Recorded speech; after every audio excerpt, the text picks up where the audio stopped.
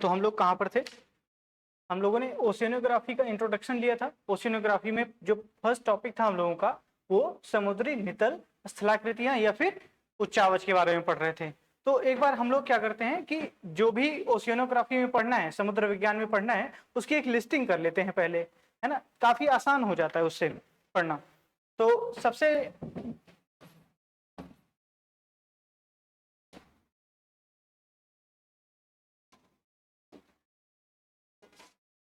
ठीक है,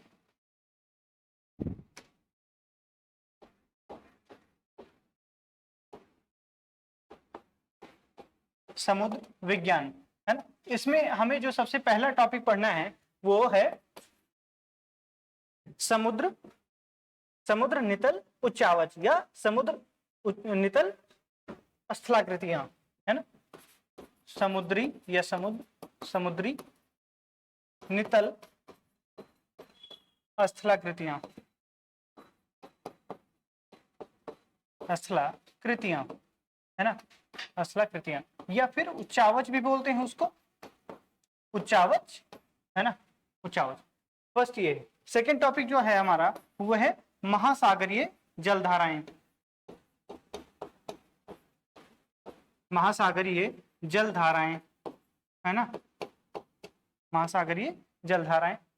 oceanic currents, oceanic current आपने सुना भी होगा कि ओशियनिक करंट जो है वो दो तरह की होती हैं, एक ठंडी और एक गर्म होती हैं, और ये महासागरों में परिसंचरण करती रहती हैं, है ना, घूमती रहती हैं महासागरों में। तो ठीक है, ये देखेंगे। इसके बाद हम लोग देखेंगे ज्वार भाटा, है ना, टाइडल्स,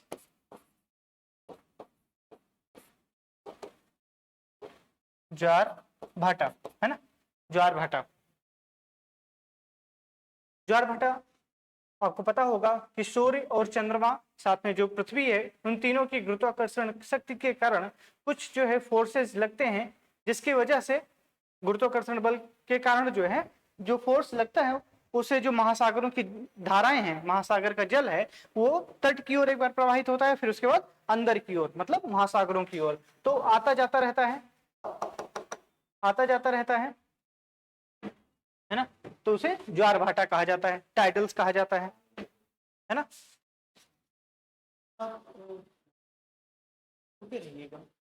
ठीक है, क्लास के बाद थोड़ा सा रुकिएगा आज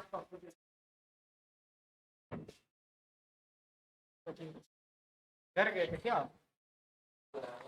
लंबा चले गए हैं, ठीक है। तो ज्वार भाटा जो है वो क्या है, टाइडल्स है ना, महासागरीय जो तरंगे होती हैं, धाराएं होती हैं, उनका तट की ओर आगमन और उसके बाद वापस जब वो महासागरों की ओर जाते हैं तो उसे ज्वार भाटा बोलते हैं। प्रवाल, है ना, प्रवाल और प्रवाल भित्ति, प्रवाल और प्रवाल भित्ति, है ना। भित्ति मतलब दीवार भी बोलते हैं इसको, है ना, ये तो दीवार भी बोलेंगे इसको, ठीक, वॉल, है ना। प्रवाल भित्ति या प्रवाल दीवार भी बोलेंगे। तो दीवार तो बहुत कम यूज किया जाता है, लेकिन इसे भित्ति बोलते हैं। उसके अलावा महासागरों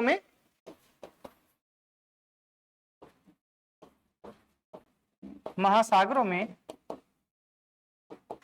लवणता, है ना, सैलिनिटी, एंड जो अगला टॉपिक है वो है महासागरों में तापमान, है ना, कहाँ पे बढ़ता है, कहाँ पे ज्यादा है, कहाँ पे कम है, इस हिसाब से इसको देखेंगे। हम डिस्ट्रीब्यूशंस देखेंगे, महासागरों में तापमान कहाँ पे ज्यादा होता है, कहाँ पे कम होता है, ठीक है। इसके साथ साथ में जो चलता रहेगा वो है कि जैसे कि मत्स्य पालन सबसे ज्यादा कहाँ पर होता है, क्यों होता है, कौन सी वो परिस्थितियां हैं, सूर्य का प्रकाश कितनी गहराई तक पहुंचता है ना, इसके अलावा ताप दाब कहाँ पे ज्यादा होता है, कहाँ पे ट्रेंच वगैरह है, कहाँ पे पहाड़ हैं, पर्वत हैं, द्वीप कैसे बनते हैं, इन सबको हम इसी में देखेंगे, है ना। तो ये है टॉपिक। अब इसमें से आज हमको जो पढ़ना है वो फर्स्ट है समुद्री नितल स्थलाकृति या उच्चावच, है ना। समुद्री नितल उच्चावच के बारे में अगर हम देखेंगे तो आपको जानकर हैरानी होगी कि महाद्वीप जो हैं वो ज्यादा उबड़ खाबड़ लगते हैं, लेकिन उनसे भी ज्यादा उबड़ खाबड़ या वहां से भी ज्यादा स्थलाकृतियां महासागरों में पाई जाती हैं। ऐसा क्यों है ना। हम लोगों ने इस पे कल डिस्कशन किया था कि महासागरीय स्थलाकृतियां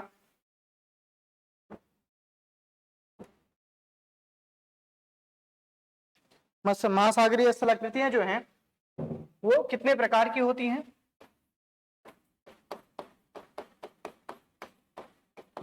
महासागरीय स्थलाकृतियां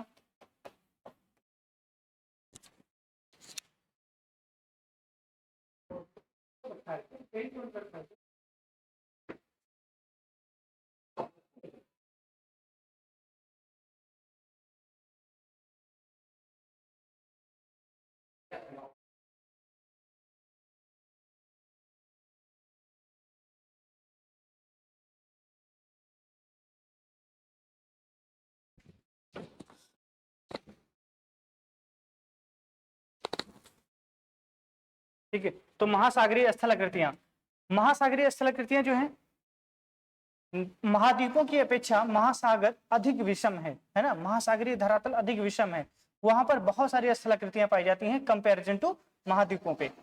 तो क्यों ऐसा है, क्यों, है ना। महाद्वीपीय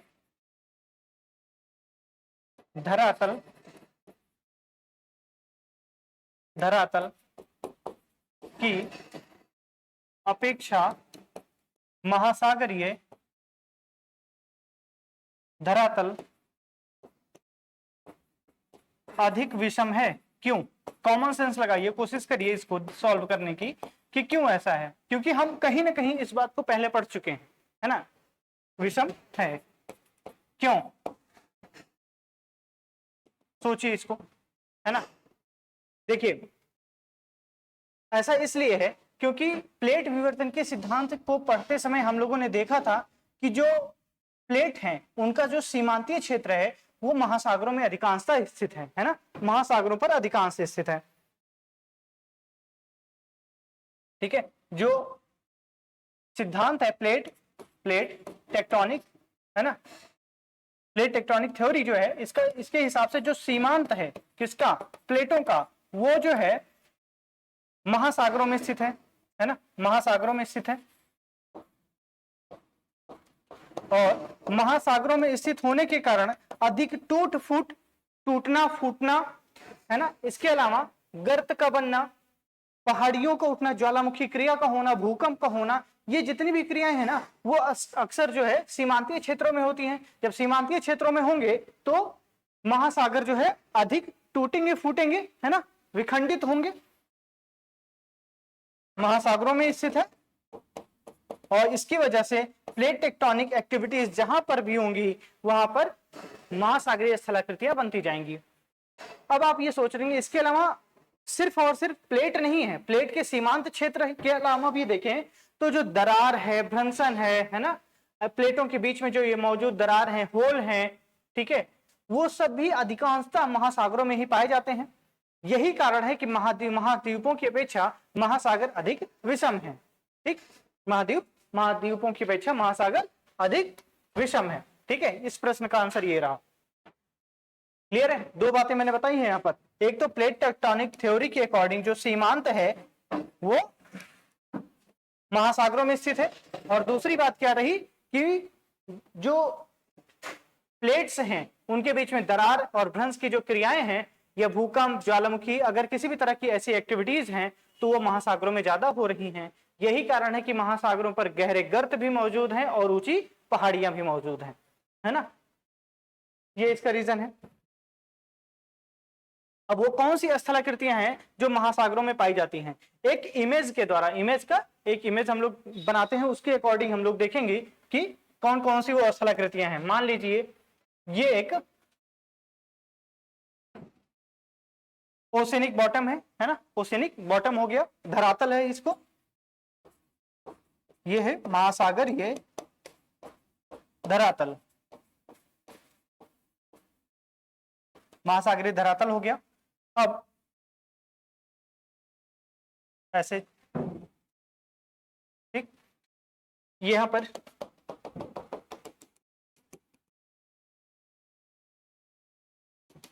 जल भरा है, ठीक। देखिए तो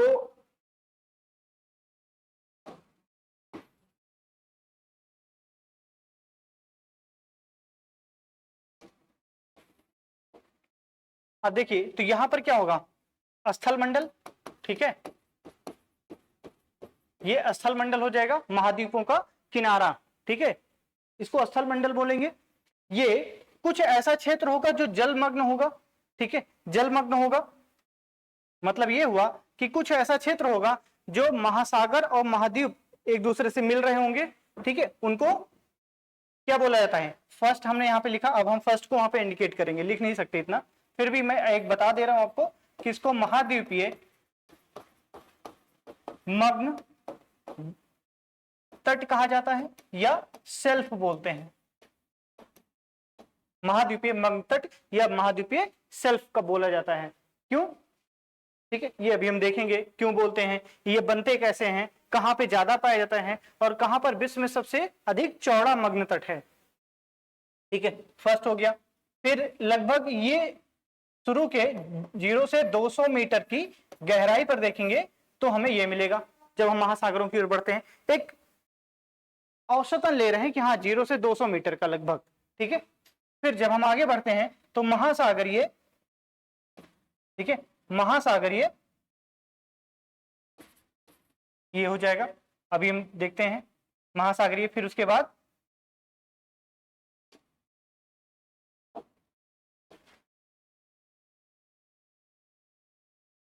ठीक है उभार आ जाएगा, ठीक है, इसको फर्स्ट को क्या बोलते हैं, महाद्वीपीय मग्न तट, दूसरे को क्या बोलते हैं, महासागरीय या महाद्वीपीय मग्न ढाल, है ना, महासागरीय सॉरी महाद्वीपीय मग्न ढाल हो जाएगा। तीसरा महाद्वीपीय उभार, महाद्वीपीय उभार। तो यहां तक कहीं जो है ना स्थल मंडल पाया जाता है और इसके चारों ओर जो है मतलब कि इसके ऊपर जल पाए जाएंगे,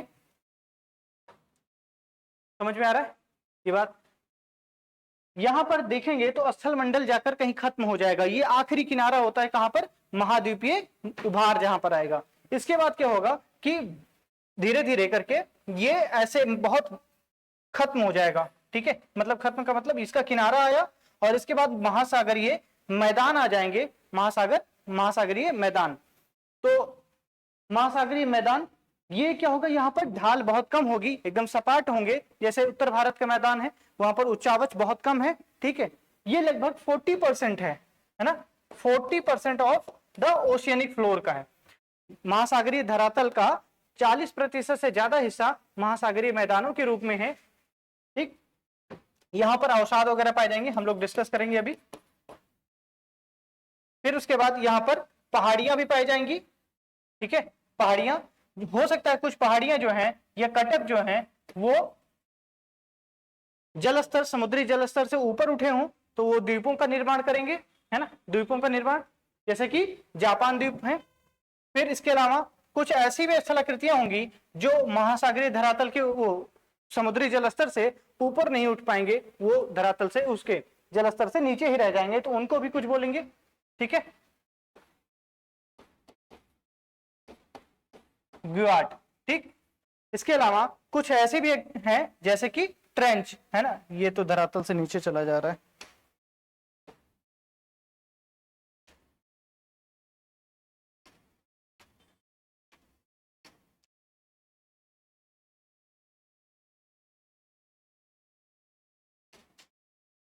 कुछ ऐसे भी स्थितियां होंगी जो गहरे गड्ढों का निर्माण करेंगे, इसे ट्रेंच बोला जाता है, गर्त बोला जाता है। तो 7 प्रकार के हैं, इन्हें एक बार लिख लेते हैं फिर देखेंगे। पहला क्या बोला था, महाद्वीपीय मग्न तट या सेल्फ, महाद्वीपीय मग्न तट या सेल्फ। दूसरा महाद्वीपीय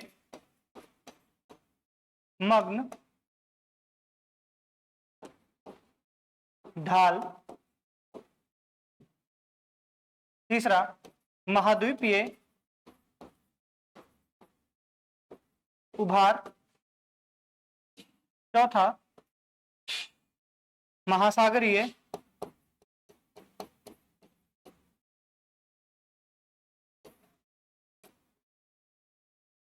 गहन सागरीय मैदान। गहन सागरीय मैदान, महासागरीय या मध्य महासागरीय कटक या पहाड़ियां, है ना, पहाड़ियां, पर्वत बोल सकते हैं इसको, ज्यादा सही रहेगा।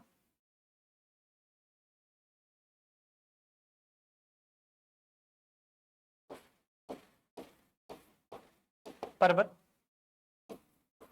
फिर गुवाट,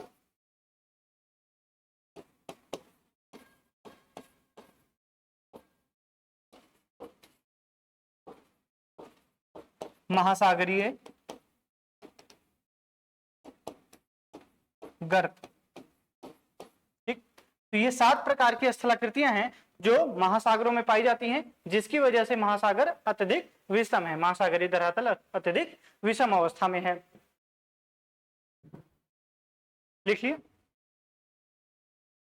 अब पहला हम समझते हैं महासागरीय मग्न तट क्या होते हैं। महासागरीय मग्न तट क्या होते हैं?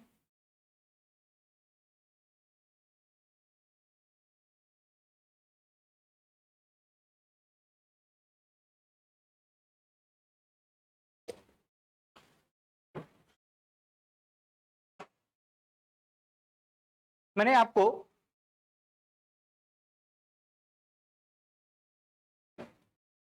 ये इंडिया का भारतीय उपमहाद्वीप है,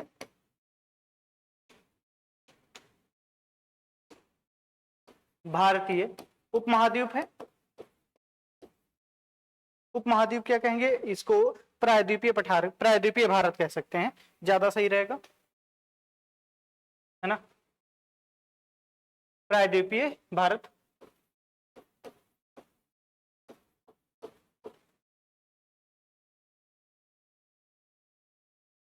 प्रायद्वीपीय भारत में हमने ये बताया था कि ये जो हिस्सा है ना, इतना हिस्सा लगभग किनारे का जो हिस्सा है वो टूट करके समुद्र में समा गया है ना। बहुत यहाँ पे क्या होता है, इसकी जो गहराई है वो बहुत कम है, ज्यादा नहीं है ना, जबकि इधर का कोई हिस्सा टूट करके नीचे नहीं गया है। तो ये क्या है, ये मैदानी तरीके से है। ठीक है, मैंने कल ही बताया था, एक चीज ध्यान दीजिएगा कि जैसे ये भारत है, भारत का जो हिस्सा है वो थोड़ा सा पूर्व की ओर झुका हुआ है। झुका हुआ का मतलब हुआ कि इस तरफ पश्चिम की ओर उसकी ऊंचाई ज्यादा है, जबकि पूर्व की ओर कम है। ठीक है, तो जो भी नदियां हैं, प्रायद्वीपीय भारत की जो नदियां हैं वो पश्चिम से पूर्व की ओर बहती हैं, क्योंकि ढलान उनकी वही है। यह इधर का जो हिस्सा रहा है वो टूट करके नीचे की ओर चला गया है, समा गया है, और इसको कगार बोलते हैं, है ना, इसको कगार बोला गया है। पूछा गया है प्रश्न कि इसको क्या बोला गया है, जो टूट करके नीचे हिस्सा जाता है महाद्वीपों से, उसे क्या बोलते हैं? तो उसे कगार बोलते हैं, है ना। तो कगार कहां पर है? पश्चिमी भारत में है। ठीक है, पश्चिमी भारत या पश्चिमी घाट के आसपास। तो क्या हुआ, झटका लगा, थोड़ा सा ऊपर की ओर उठा है वो हिस्सा, क्योंकि इधर का हिस्सा टूट कर जब नीचे जाएगा तो ये हिस्सा थोड़ा सा ऊपर उठ गया, तो जो भी ढाल है वो पश्चिम से पूर्व की ओर है। ये हमने डिस्कस कहां किया था? हमने डिस्कस किया था कि नर्मदा और तापी नदियां जो हैं वो एक घाटी से होकर बहती हैं, और उन घाटियों की दिशा जो है वो पूर्व से पश्चिम है, उल्टी दिशा है। अभी हमने डिस्कस किया कि जो प्रायद्वीपीय भारत है उसकी ढाल किधर है? पश्चिम से पूर्व की ओर है, पश्चिम से पूर्व की ओर, महाराष्ट्र से चेन्नई की तरफ, चेन्नई मतलब तमिलनाडु की तरफ कर सकते हैं, या फिर आंध्र प्रदेश की तरफ। वहीं लेकिन जो नर्मदा और तापी नदियां हैं वो उल्टे साइड बहती हैं, मतलब पूर्व से पश्चिम की ओर। आंध्र प्रदेश से मान लीजिए मुंबई की तरफ, महाराष्ट्र की तरफ। ठीक है, पूर्व से पश्चिम की ओर। क्यों? क्योंकि वो घाटियों में स्थित हैं, भ्रंशन क्रिया हुई है, और भ्रंशन क्रिया होने की वजह से उनका जो ढाल है ना वो पश्चिम की ओर है। तो इसलिए प्रश्न पूछा गया है कि क्यों ऐसा है कि नर्मदा और तापी नदियां सभी नदियों के विपरीत दिशा में बहती हैं। ठीक, तो ये क्लियर है, क्योंकि वो घाटियों में स्थित है, भ्रंश घाटियों का निर्माण हुआ है वहां पर, है ना। हमने ब्लॉक पर्वत के बारे में बात की थी कि हाँ, ब्रह्मपुत्र जो है वो हिमालय के सहारे बहती है, ठीक है, और वहां पर हॉस्ट उसका रैंप वैली का निर्माण हुआ है। रैंप वैली का मतलब हुआ कि बीच का पार्ट धंस गया हो, ठीक है, और उसकी वजह से क्या हुआ, कुछ करेक्शन, हिमालय के सहारे वो बहती है, ठीक है, मुख्यतः, और हिमालय के सहारे उतरते हुए चूंकि वहां पे रैंप वैली का निर्माण हुआ है। रैंप वैली में क्या होता है कि बीच का पार्ट धंस जाता है और जो बगल के भूखंड होते हैं वो वैसे के वैसे रह जाते हैं, ठीक है। तो यहाँ पर क्या है, एक तरफ हिमालय है, हिमालय की तरफ हिमालय वाला क्षेत्र है और दूसरी तरफ मेघालय का पठार है, विशेष रूप से ऐसा ही है। बाकी ब्रह्मपुत्र बेसिन जब पढ़ेंगे तो डिटेल में पढ़ेंगे कि कौन सी नदी किधर से क्यों कैसे आ रही है, ठीक है, उसकी ढाल किधर है, उसमें कौन सी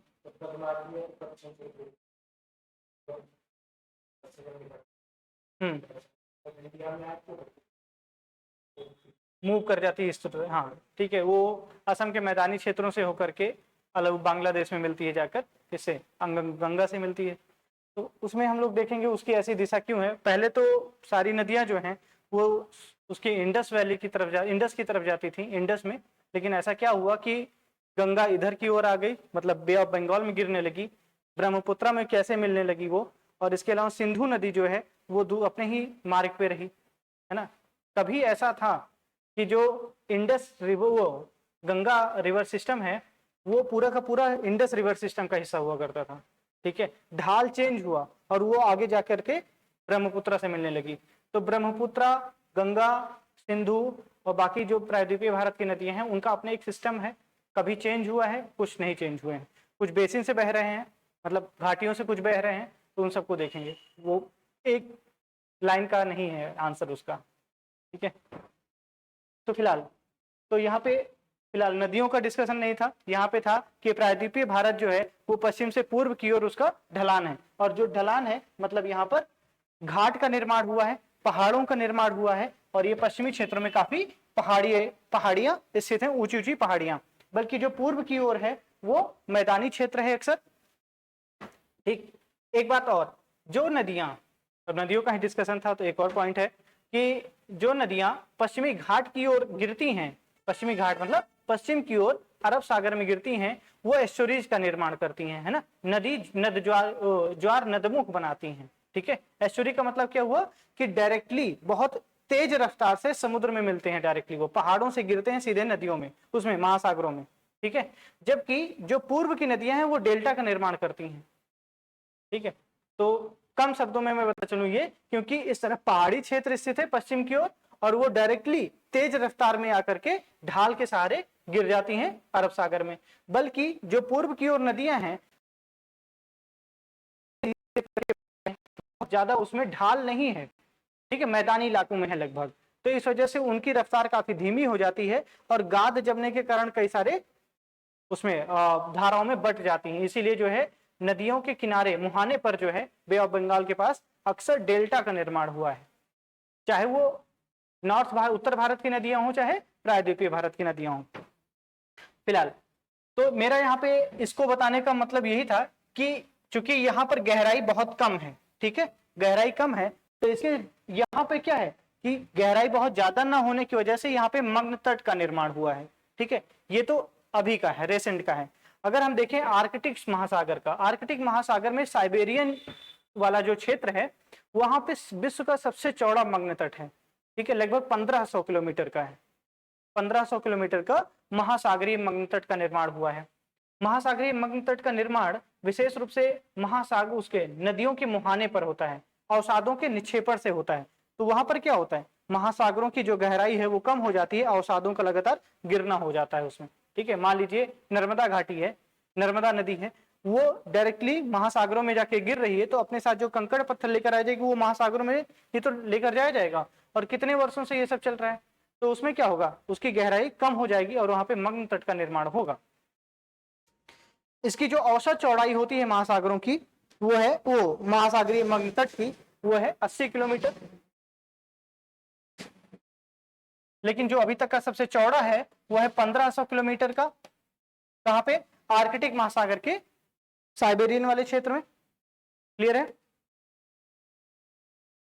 इसका जो है निर्माण नदियों के मुहाने पर होता है, वो मैंने बता दिया आपको। हिमनद अगर कोई है, हिमनद का मतलब बर्फ की जो नदियां होती हैं वो भी अपने साथ अवसादों को लेकर आती हैं और उनका निक्षेपण करती हैं। इससे भी महासागरीय मग्न तट का निर्माण होता है। जहां पर भी महासागरीय पर्वत स्थित हैं, है ना, उन्हीं के समानांतर जो है गर्तों का भी निर्माण हुआ है। जैसे कि महासागर जहां पे भी वलित पर्वत है ना, वलित पर्वत महासागरों में अगर जहां पर भी स्थित हैं तो उसी के समानांतर, तट के समानांतर गर्त का भी निर्माण हुआ है। और जहां पर भी गर्त है वहां पर भी जो है महासागरीय मग्न तट का ऊपरी क्षेत्रों में निर्माण हुआ है। ये मग्न तट सबसे ज्यादा रिसोर्सफुल होते हैं ह्यूमंस के लिए, है ना, ह्यूमंस के लिए या मछलियों के लिए, है ना। यहाँ पे जो भी रिसोर्सेज हैं वो आसानी से हम प्राप्त कर सकते हैं, बहुत गहराई नहीं होती है, बहुत अंदरूनी क्षेत्रों में महासागरों के नहीं होती। यहाँ से हमें बहुत बड़ी मात्रा में पेट्रोलियम भी मिलता है, खाद्य संसाधन भी मिलता है ना, जैसे मत्स्य भी हो सकता है और भी किसी भी तरह के खाद्य संसाधन है वो सब यहाँ से प्राप्त किए जाते हैं। तो ह्यूमन एक्टिविटीज भी यहाँ पे काफी ज्यादा होती हैं, है ना, ह्यूमन एक्टिविटीज भी ज्यादा होंगी। ठीक, भारत में अगर देखें तो भारत में जो पश्चिमी तट है, पश्चिमी घाट की तुलना, पश्चिमी घाट में ज्यादा चौड़ा मग्न तट का निर्माण हुआ है, ज्यादा चौड़े मग्न तट का निर्माण हुआ है मैंने बताया। और इधर मग्न तट उतना बहुत चौड़ा नहीं है, बल्कि थोड़ा पतला ही है, बहुत ज्यादा नहीं है यहाँ पर। ठीक है, लेकिन चूंकि नदियां इधर गिरती हैं तो नदियों के मुहाने के आसपास तो मग्न तट का निर्माण होगा। न्यू फाउंडलैंड सुना होगा, कनाडा में स्थित है ना, वो तटीय क्षेत्र है एकदम और पोर्ट है, तो वहां पे मत्स्य पालन भी खूब होता है। ठीक है, उधर भी मग्न तट का निर्माण हुआ है, लेकिन वहां पर मत्स्य पालन का जो है वो उद्योग इतना फला फूला इसलिए क्योंकि वहां पे गर्म और ठंडी जलधाराएं मिलती हैं। ठीक है, कई सारी है वहां पे कारण है, कई सारे कारण हैं जहाँ पे मत्स्य पालन होता है सबसे ज्यादा मात्रा में। हाँ तो हो सकता है, वो आर्टिफिशियल तरीके से होता है, लेकिन नेचुरल तरीके से कहाँ पे होगा। नेचुरल तरीके से जहाँ पे टेम्परेचर खूब अच्छा होगा, नॉर्मल होगा, ना तो बहुत ज्यादा गर्म होगा ना बहुत ठंडा होगा। ठीक है, बाकी मत्स्य पालन किया जा सकता है बहुत सारे क्षेत्रों में, बहराइच वाले इलाके में ज्यादा होता है। ठीक है, उधर की तरफ वहाँ के लोग ज्यादा इंटरेस्टेड होते हैं, तालाब बना के उसमें है तो नहीं बहराइच से।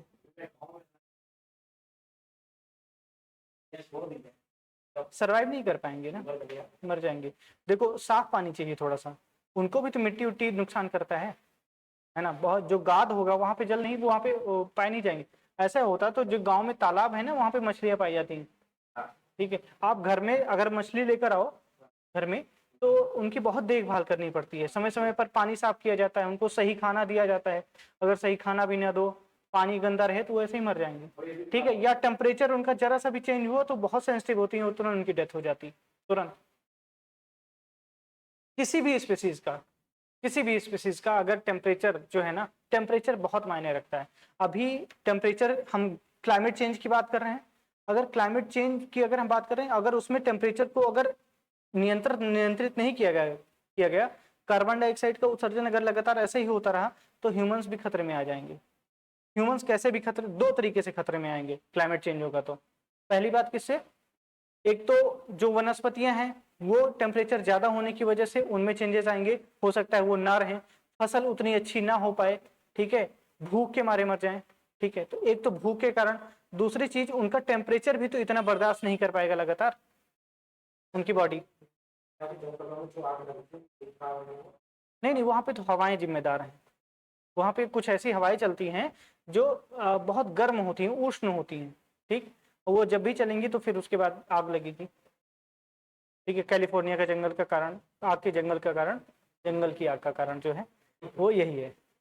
ठीक है, वहां पे पवनें ऐसी चलती हैं, ऐसी गर्म होती हैं बहुत ज्यादा, और इतनी बेकार होती हैं, मतलब उनमें सरवाइव करना बहुत मुश्किल होता है। एक हरमट्टन पवन होती है, अफ्रीका के पूर्वी पश्चिमी अफ्रीका के तट के आसपास चलती है, वो जब चलती है तो लोगों को बहुत राहत देती है। उससे पहले मौसम बहुत गंदा होता है वहाँ का। ठीक है, तो हरमट्टन जो है उसे डॉक्टर पवन भी कहते हैं, है ना, उसे डॉक्टर पवन भी कहते हैं क्योंकि वो जब आती है तो लोगों को बहुत राहत होती है। तो कई तरह की पवनें हैं।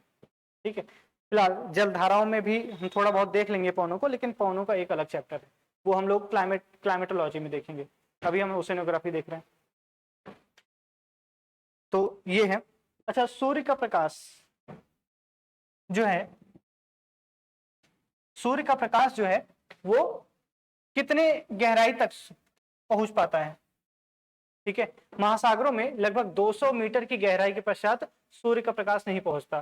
तो जो भी ऐसे पौधे या फिर ऐसे खाद्य संसाधन जो होंगे महासागरों में, वो 200 मीटर की गहराई पर होंगे, उससे ज्यादा तो नहीं होंगे नहीं, क्योंकि हर एक वनस्पति को या हर एक जीव को सूर्य का प्रकाश तो चाहिए होता है ना।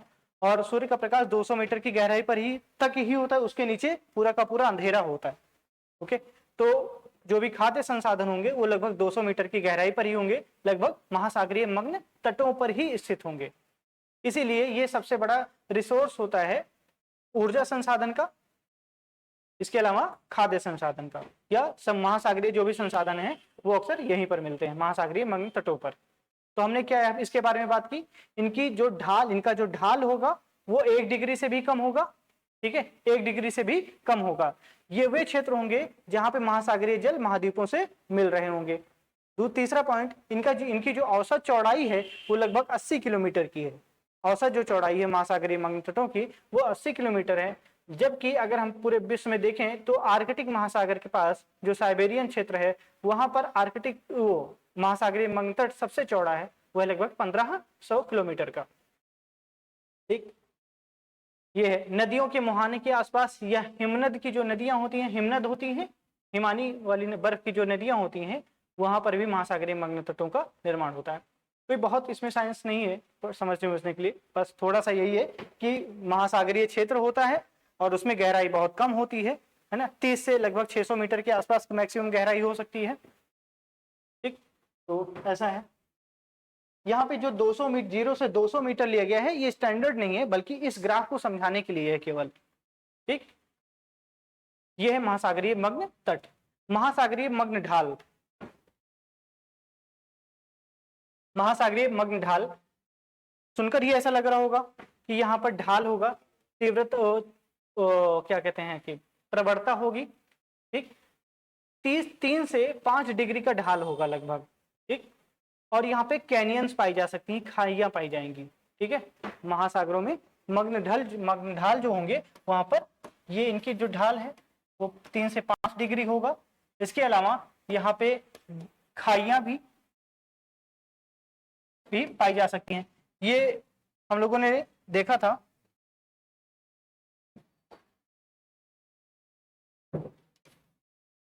महासागरीय बेसिन है, और फर्स्ट जहां पे महासागर का जल मिल रहा है इसको क्या बोला था, महाद्वीपीय मग्न तट। और वो क्षेत्र जो जहां पे ढाल काफी तीव्र है, ठीक है, लगभग 3 डिग्री से 5 डिग्री का है, इसको क्या बोलेंगे, महासागरीय मग्न ढाल, है ना। यहां पर अभी महाद्वीपों का अंत नहीं हुआ है, महाद्वीपों का अंत नहीं हुआ है। महासागरीय उभार के आसपास जो है, महासागरीय जब मैदान शुरू होते हैं ना, तो वहां पर उसके स्टार्टिंग में ही खत्म होता है महाद्वीप। तो ये लगभग 200 से 2000 मीटर की गहराई के बाद अंदरूनी क्षेत्र में जाएंगे तो महासागरीय मग्न ढालों का निर्माण हुआ है।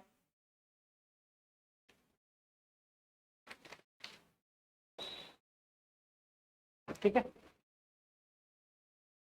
ये महाद्वीपीय मग्न ढाल। आगे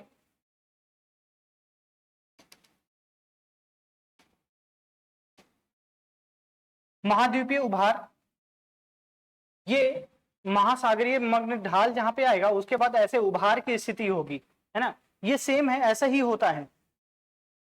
ये महासागरीय या महाद्वीपीय मग्न ढाल है, और यहां पर ये जो क्षेत्र है इसको महाद्वीपीय उभार भी बोला जाता है, ये उत्थान भी बोला जाता है कभी कभी, लेकिन उभार ज्यादा प्रचलित शब्द है इसका। ठीक है, 2 या 3 डिग्री से 5 डिग्री के आसपास इसका ढाल होगा, सॉरी ढाल, ये तो तीव्र उभार बताना था मुझे। तो उभार जो है ये यहाँ पर क्या है, महाद्वीपों का अंत हो जाता है। ठीक है, और इनकी जो उभार होता है ना वो उत्तल आकृति का होगा, उत्तल आकृति का होता है। अवतल होता है कि उत्तल, ये पूछा जाता है तो उत्तल आकृति का है।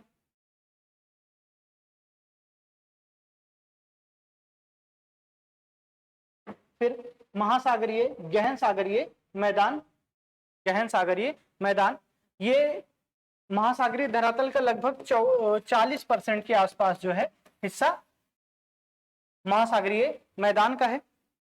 यहाँ पर ढाल 1 डिग्री से भी बहुत 1 डिग्री से भी कम होगा, जैसे मग्न ढाल है वैसे ही मैदानी इलाकों का निर्माण होगा।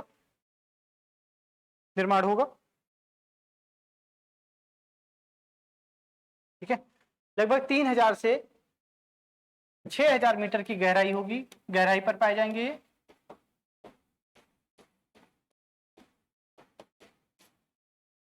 मीटर की गहराई पर पाए जाएंगे।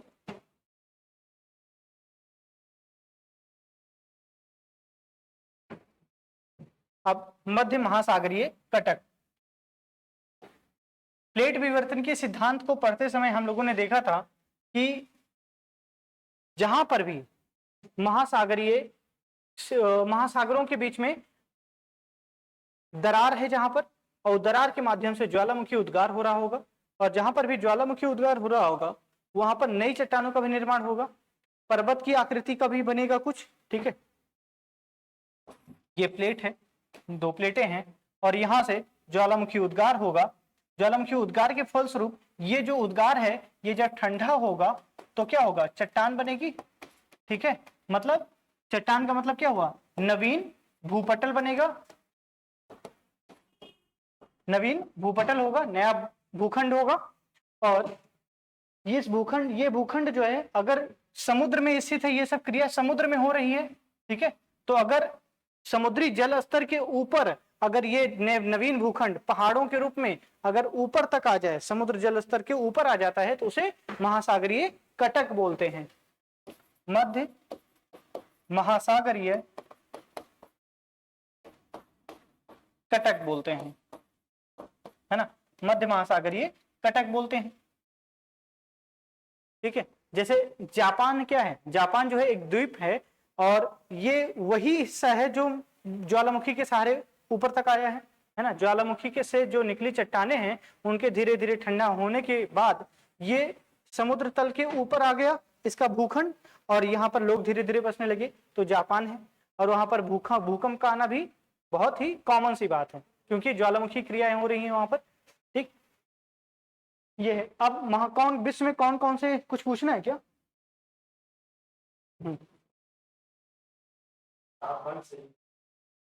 हाँ,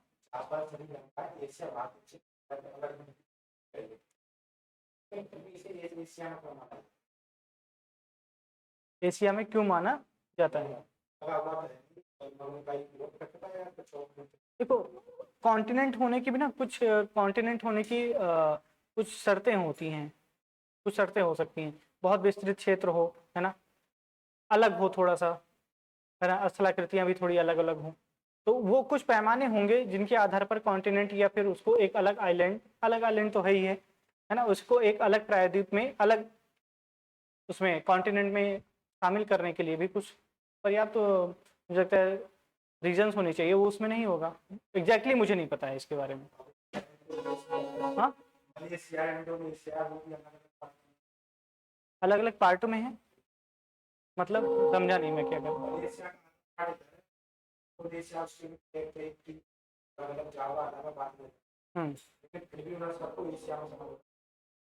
शामिल किया गया है। अब हाँ,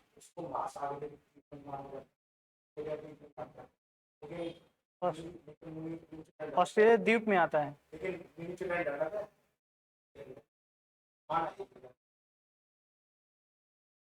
पहली चीज तो द्वीप नहीं है वो, ठीक है, महाद्वीप है पहली बात। और जो न्यूजीलैंड के द्वीप है ना वो ज्वालामुखी से बने हैं। नहीं नहीं नहीं, वो भी उससे ऑस्ट्रेलिया से अलग होता है, जीलैंडिया इसका नाम आया था आगे। ठीक है, तो एग्जैक्टली आप मेरे से मतलब चाहते क्या, मैं आपको क्या आंसर दूं? जो हो चुका है, जो विशेषज्ञों ने बना रखा है उसको। हाँ, तो एशिया का जो भारत एक दूसरे देश कनेक्ट है। हाँ, जापान अलग है उसको एशिया में क्यों, श्रीलंका अलग है उसको क्यों? भाई ये तो रिसर्च करना पड़ेगा। ये इस क्वेश्चन के आंसर को तो मैंने कभी सोचा भी नहीं। मैंने कहा ज्योग्राफी जो जैसे है वैसे ही पढ़ते हैं, उसमें क्यों शब्द नहीं लेकर आ गया। हाँ, ब्रुनोई।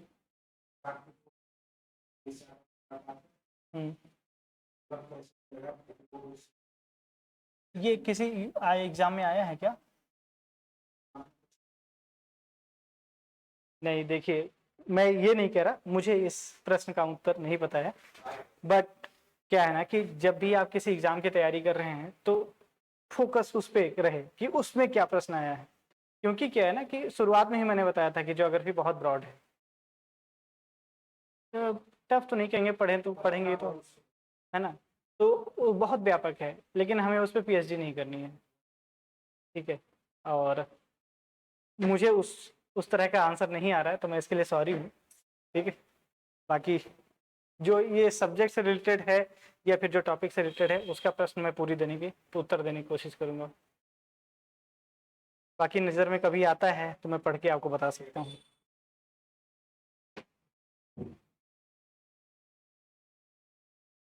मध्य महासागरीय कटक।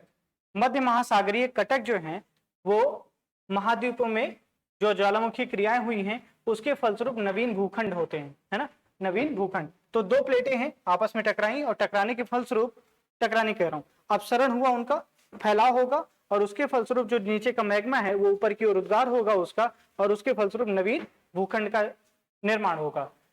ठीक है, अब सारी सीमांत को वो निर्माणकारी सीमांत भी कहा गया है, प्लेट विवर्तन के सिद्धांत पे हमने देखा था। तो ये जो कटक है वो सभी महासागरों में लगभग स्थित है ना, प्रशांत महासागर, हिंद महासागर या फिर अटलांटिक महासागर, तीनों में स्थित हैं। तो अटलांटिक महासागर में कौन कौन से कटक हैं?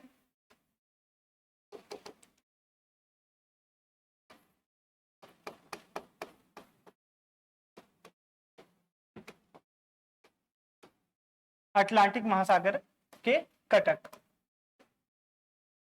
जो अटलांटिक महासागर है वो अंग्रेजी के एस अक्षर के आकार का है ना, एस अक्षर के आकार का है, ऐसे लगभग। ठीक है, और इसी इस अक्षर के आकार का कटक भी बना है, मतलब नॉर्थ से लेके साउथ तक लगभग यहां पर कटक का भी निर्माण हुआ है। ठीक, ये इधर क्या हुआ, नॉर्थ अमेरिका, उत्तरी अमेरिका हो जाएगा, इधर दक्षिणी अमेरिका, ठीक है, इधर यूरेशिया, पूरा यूरेशिया हो जाएगा, यूरोप, ठीक है, और इधर अफ्रीका वाला क्षेत्र। क्लियर है? तो यहां पर कुछ कटक का भी निर्माण हुआ है, उन कटक को तो कटक का नाम है, जैसे कि अगर हम इसे विषुवत रेखा से नॉर्थ की ओर अगर देखेंगे तो जो भी कटक नॉर्थ में स्थित है अटलांटिक ओशियन में उसे डॉल्फिन कटक बोला गया है, डॉल्फिन कटक बोला गया है। जबकि इसके दक्षिण में जो भी विषुवत रेखा के दक्षिण में जो स्थित है उन्हें चैलेंजर चैलेंजर कटक बोला गया है, चैलेंजर कटक बोला गया है। जो डॉल्फिन कटक है उसकी तीन शाखाएं लगभग, एक तो टेलीग्राफ टेलीग्राफ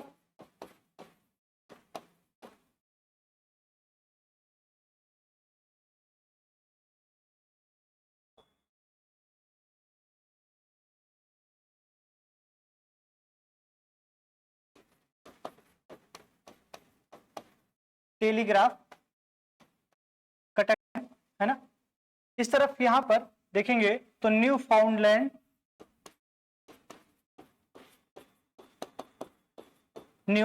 फाउंडलैंड कटक है,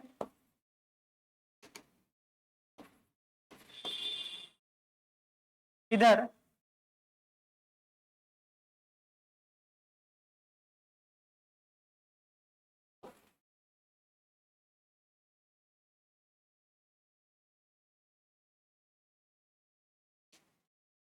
विविल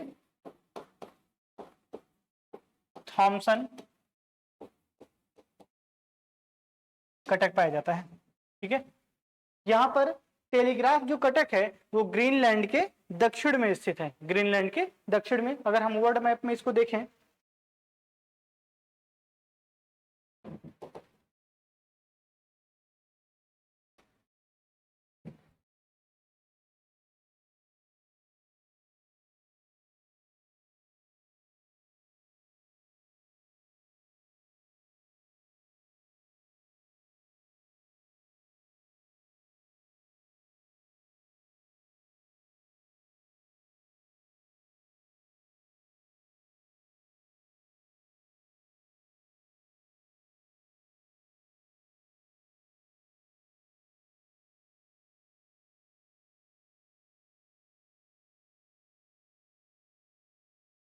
ठीक है, यहां पर देखिए ये मिड अटलांटिक रिज दिखाई दे रहा है, मध्य महासागरीय कटक है, ये इस आकृति का है लगभग।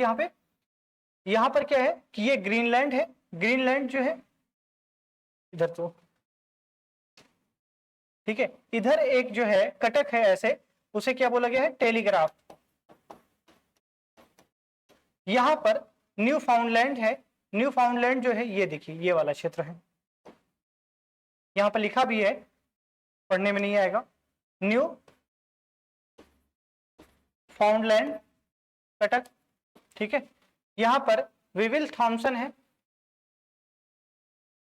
ऐसे ही विविल थॉमसन है। इधर जो चैलेंजर गर्थ है, चैलेंजर गर्थ कह रहा हूं, चैलेंजर कटक है, उनको दो भागों में बांटा गया है। एक तो है जो ब्राजील की तरफ है, उसे रियो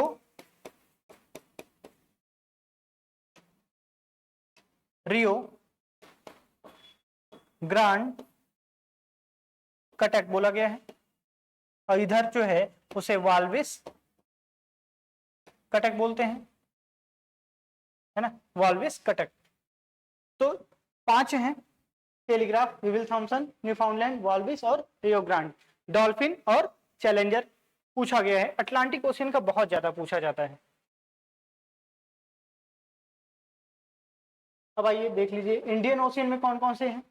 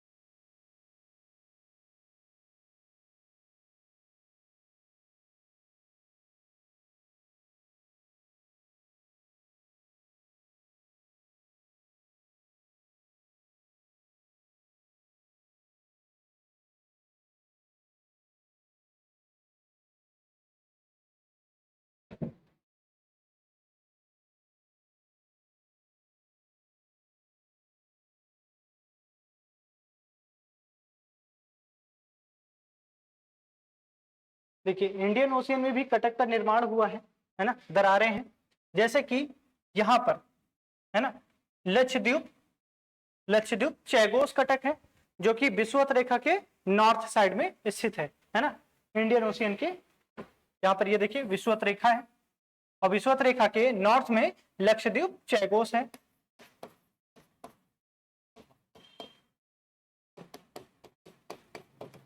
लक्षद्वीप चैगोस कटक यहां पर, ठीक है। फिर जैसे ही यहां से विषुवत रेखा तक, विषुवत रेखा के बाद यहां पर ऐसे 0 से, मतलब ये 0 डिग्री है, ठीक है, 0 डिग्री से 30 डिग्री तक जो है यहाँ पे चैगोस,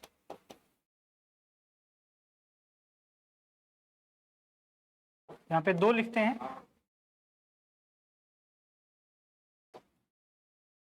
चैगोस एम्स्टर्डम कटक है ना। चैगोस एम्स्टर्डम कटक, चैगोस एम्स्टर्डम कटक है यहाँ पर।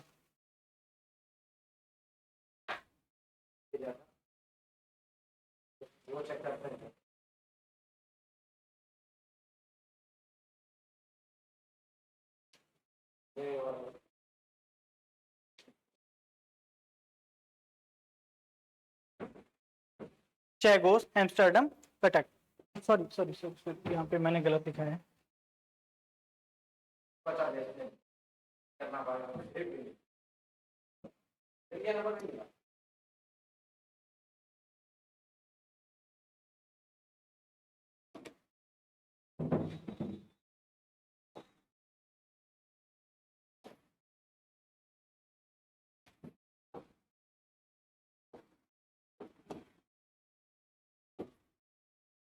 लक्षद्वीप, चैगोस कटक। दूसरा चैगोस सेंट पाल कटक। यहाँ पे 0 से 30 डिग्री तक, 0 से 30 डिग्री, ये 0 डिग्री है। यहाँ पर 0 से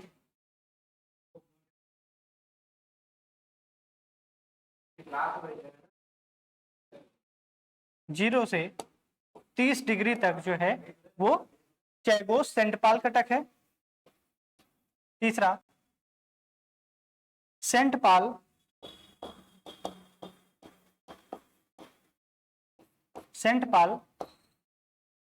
एम्स्टर्डम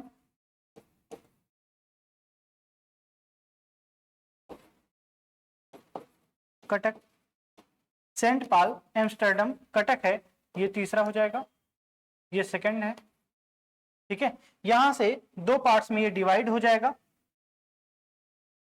यहां पर मेडागास्कर है, ठीक, इधर ऑस्ट्रेलिया, ठीक है, ऑस्ट्रेलिया हो जाएगा। ये करगुलेन एम्स्टर्डम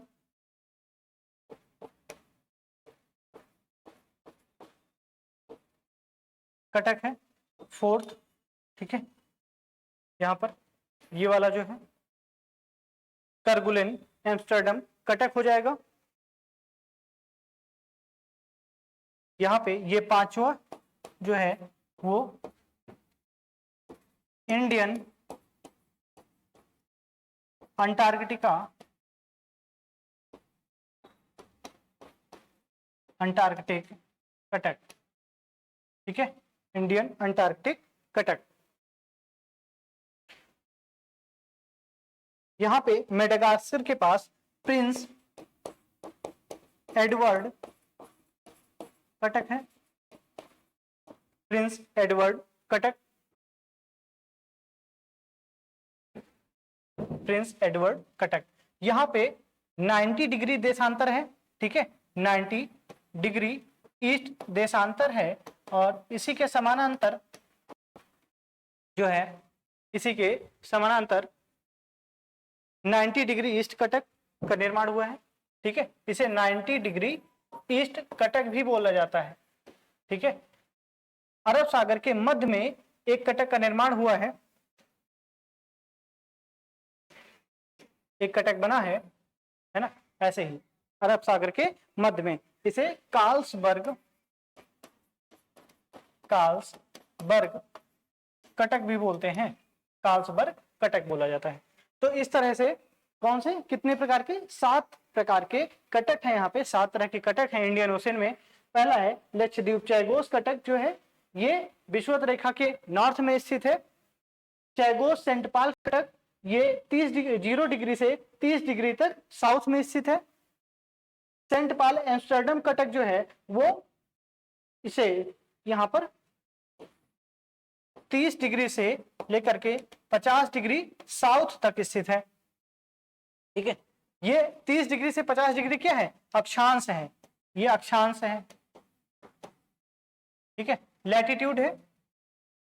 फिर सेंट पाल एम्स्टर्डम कटक, फिर उसके बाद यहाँ से कटक जो है वो दो पार्ट्स में डिवाइड हो जाते हैं और करगुलन एम्स्टर्डम और दूसरा जो है इंडियन अंटार्कटिक कटक में दो भागों में डिवाइड हो जाता है। इधर मेडागास्कर के पास जो है प्रिंस एडवर्ड कटक पाया जाता है, कटक का निर्माण हुआ है ना। और इधर देखेंगे 90 डिग्री ईस्ट देशांतर पर जो रेखा है उसके समानांतर ही एक कटक का निर्माण हुआ है जिसे 90 डिग्री ईस्ट कटक कहा जाता है। फिर इधर अरब सागर के मध्य में लगभग जो है कार्लसबर्ग कटक का निर्माण हुआ है। तो ये इंडियन ओशियन के कटक हैं, ये इंडियन ओशियन के कटक हैं।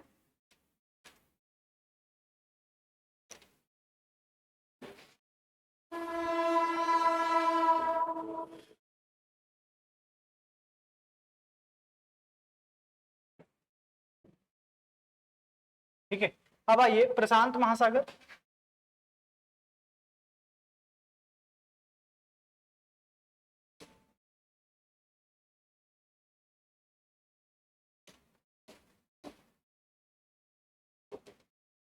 प्रशांत महासागर के कटक तीन है ना। पहला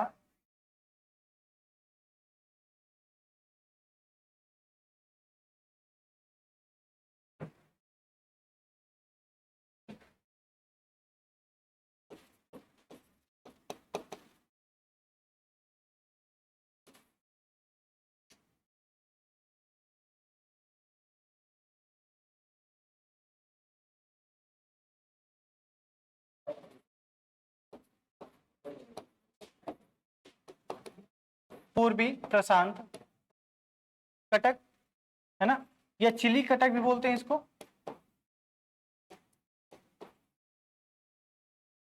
चिली कटक भी बोलेंगे इसको, है ना। ये चिली के आसपास होगा, पेरू चिली के पास।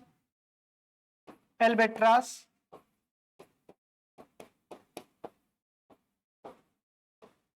कटक, एल्बेट्रास कटक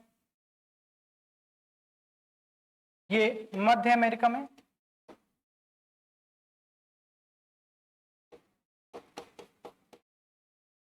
और यहां पे तीसरा जो है वो है लॉर्ड हावे कटक, ये कहां पे, ऑस्ट्रेलिया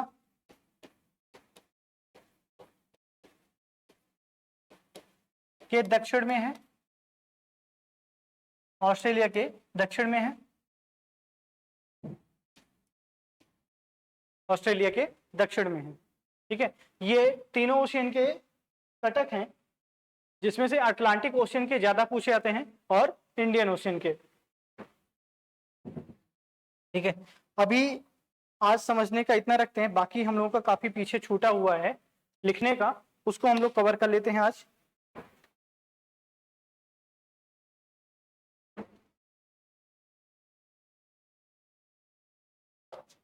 क्या हुआ,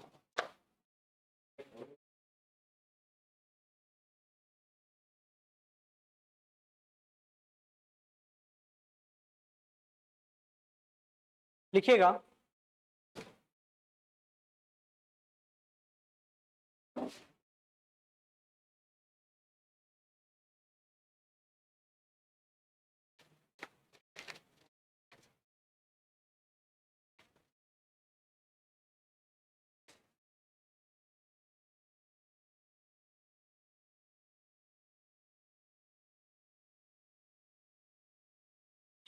भू आकृतिक प्रक्रियाएं, भू आकृतिक प्रक्रियाएं।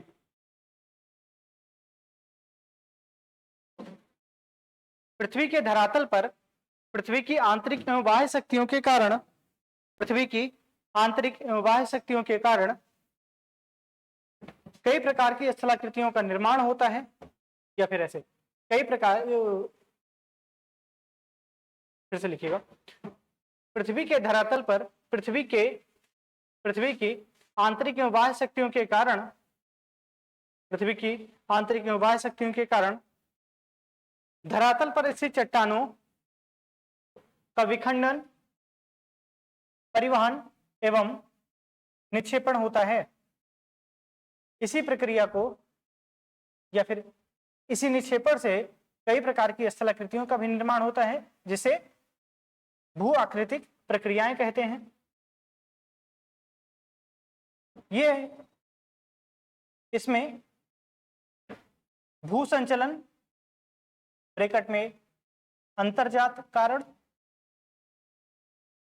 और अनाच्छादन ब्रैकेट में बहिर्जात कारक शामिल हैं। पहली हेडिंग डालिएगा भू संचलन। भू संचलन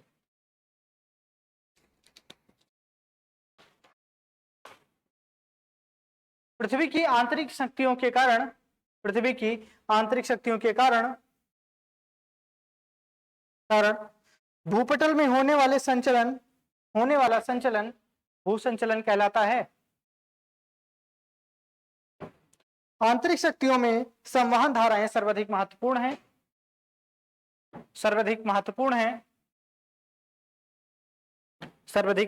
है। भू संचलन दो प्रकार का होता है, एक आकस्मिक एवं दूसरा दीर्घकालिक। आकस्मिक भूसंचलन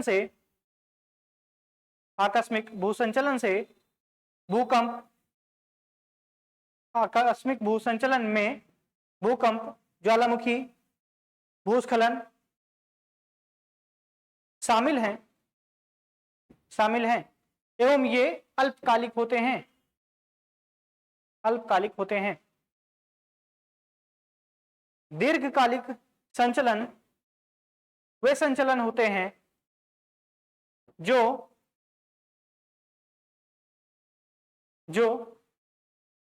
अधिक लंबे समय तक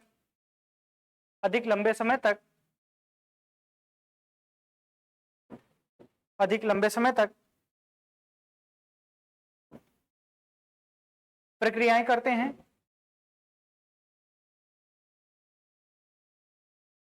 हैं। इससे पृथ्वी के धरातल पर पर्वत, पठार,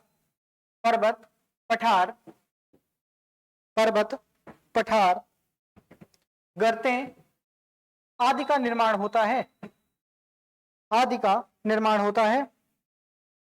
एवं भूपटल का विरूपण होता है। दीर्घकालिक भूसंचलन को पटल विरूपणी संचलन भी कहा जाता है। जब आंतरिक शक्तियां धरातल के लंबवत कार्य करती हैं तो पठार जैसी स्थलाकृति का निर्माण होता है।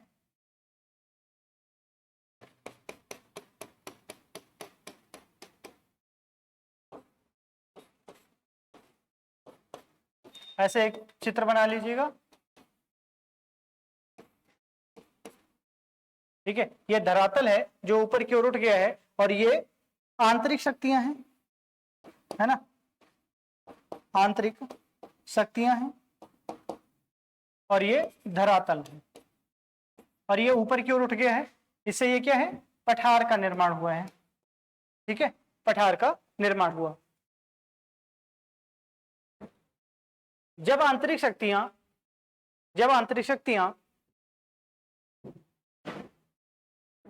क्षैतिज संचलन करती हैं तो पर्वतों का निर्माण होता है।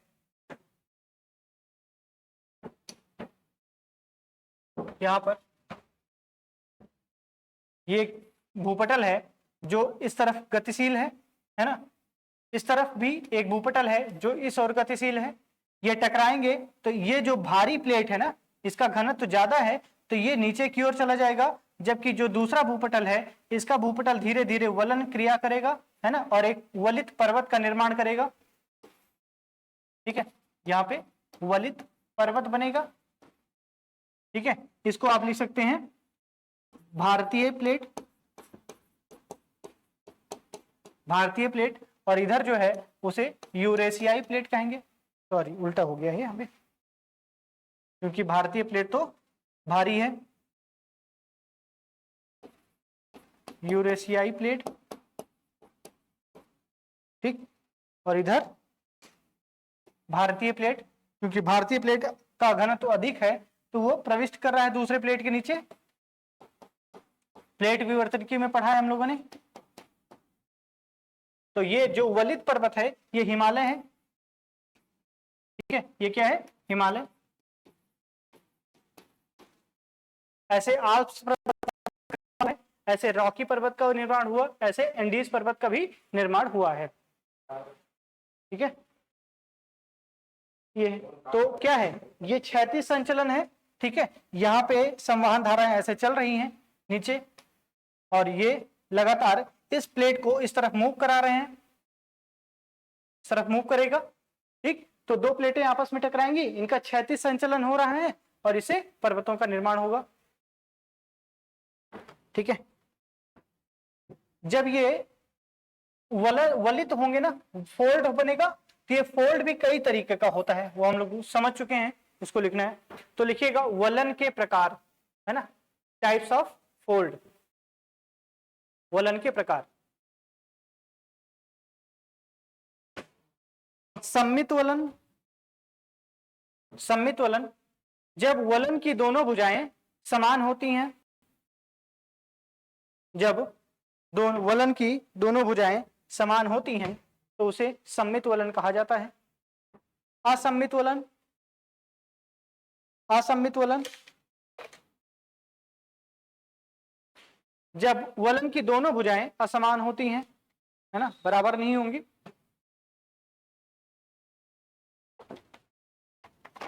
एकनत वलन, एकनत वलन, जिसमें एक भुजा एकदम सीधी खड़ी होगी जबकि दूसरी भुजा कोण का निर्माण करेगी, एकनत वलन। समनत वलन, समनत वलन, वलन की दोनों भुजाएं धरातल के साथ एक समान कोण का निर्माण करेंगी, एक समान कोण का निर्माण करेंगी। अधिवलन, वलन की एक भुजा मुड़कर दूसरी भुजा के नीचे आ जाती है। परिवलन, वलन की दोनों भुजाएं धरातल के समानांतर होंगी। ग्रीवाखंड, ग्रीवाखंड, यह परिवलन का ही एक हिस्सा है, एक रूप है।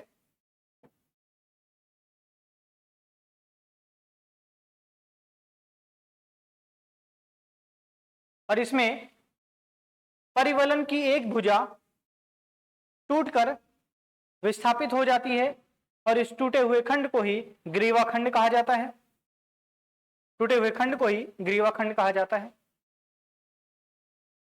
ग्रीवाखंड कहा जाता है। भ्रंशन, फॉल्टिंग, हेडिंग डालिएगा, फॉल्टिंग, फॉल्टिंग।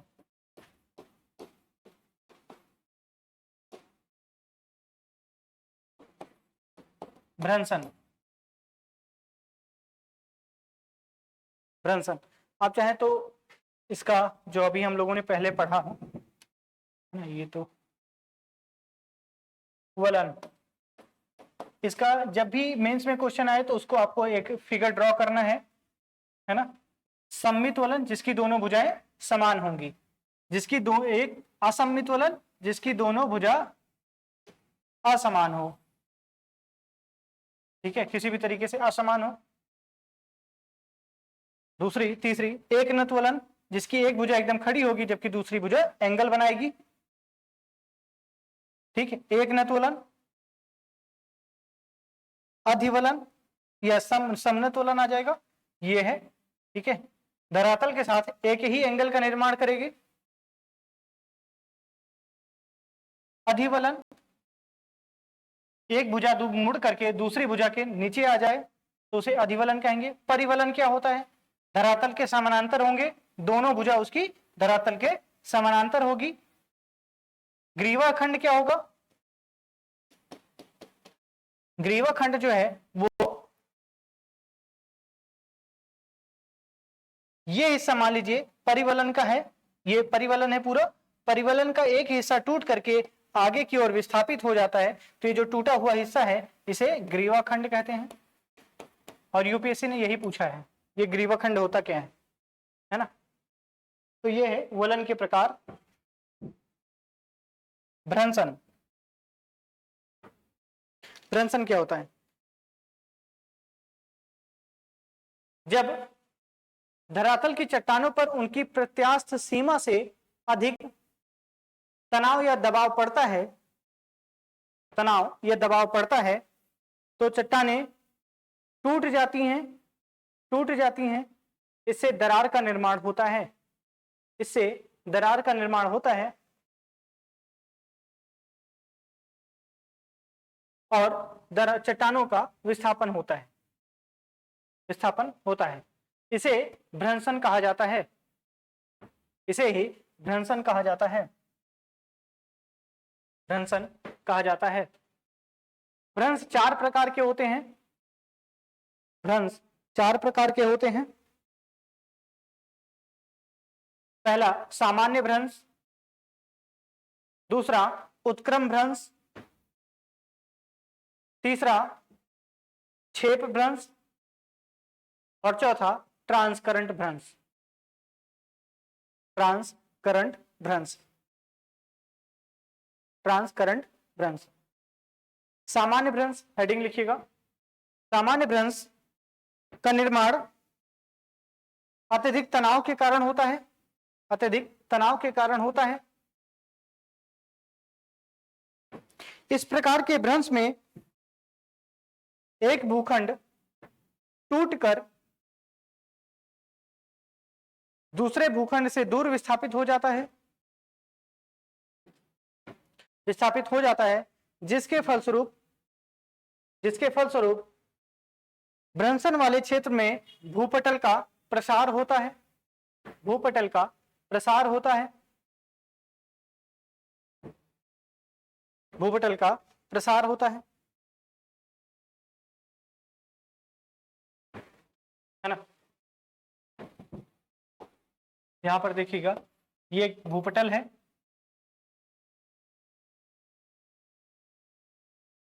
यहां से दरार पड़ी, ठीक है। दरार पड़ने के पश्चात एक दूसरे से दूर विस्थापित हो गए। तो यहां पर क्या है,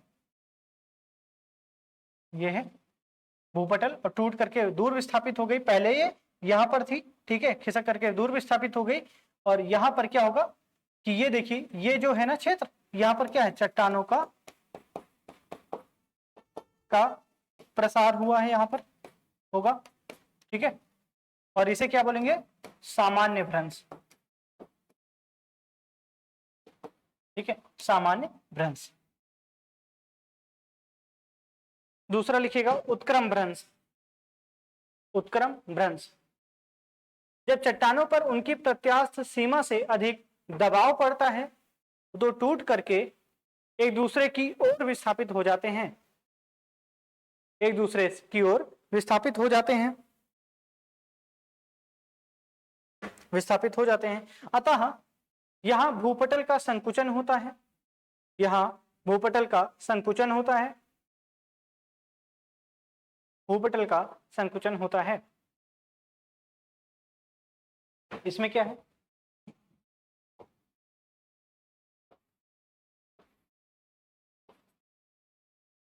ये एक प्लेट है, ये भूपटल है, ठीक, और टूट के एक दूसरे की ओर, है ना, एक दूसरे की ओर विस्थापित हो जाएंगे, ठीक है, एक दूसरे की ओर। प्लेट दूसरे प्लेट के नीचे आ जाएगी, भूपटल के नीचे आ जाएगी, तो इसको क्या बोलेंगे, क्या बोलते हैं इसको, उत्क्रम भ्रंश, उत्क्रम भ्रंश, उत्क्रम भ्रंश। क्षेप भ्रंश, क्षेप भ्रंश, क्षेप भ्रंश क्या होता है,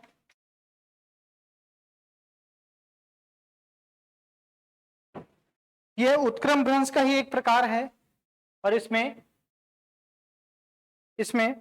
उत्क्रम भ्रंश की अपेक्षा अधिक कोण का निर्माण होता है, अधिक कोण का निर्माण होता है। यहां पर क्या है, यहां पर कोण अधिक है ना, कोण ज्यादा है यहां पर। दूसरा ये एक उत्क्रम भ्रंश हो जाएगा।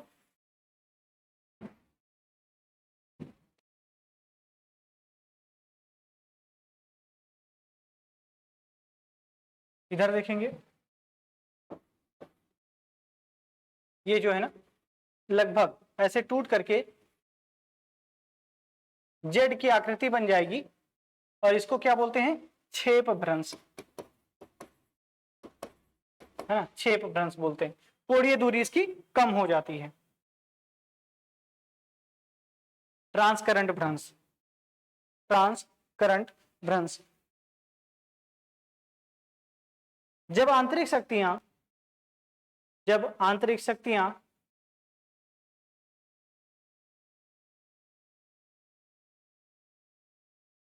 भूपटल के दोनों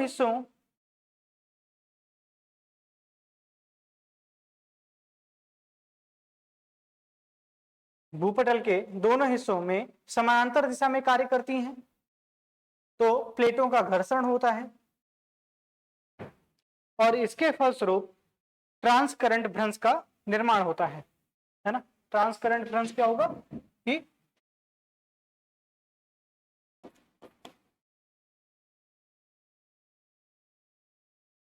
ठीक है, ये क्या है, ट्रांसकरंट भ्रंश, ठीक, ये है ट्रांसकरंट भ्रंश। ऐसे फिगर ड्रॉ करिएगा। आगे लिखिएगा, यदि किसी क्षेत्र में, है ना, हम लोग यहाँ पे चारों भ्रंश देख चुके हैं, फिर उसके बाद पैराग्राफ चेंज करके, यदि किसी क्षेत्र में एक या एक से अधिक भ्रंश समानांतर रूप से स्थित हों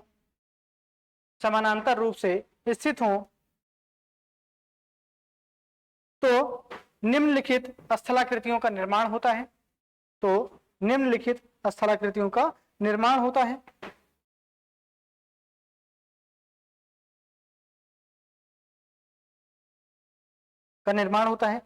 जैसे कि लिखिएगा 4, 1 2 3 4, भ्रंश घाटी, है ना, भ्रंश घाटी,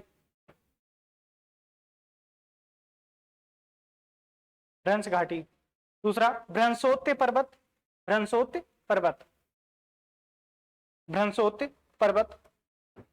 तीसरा रैंप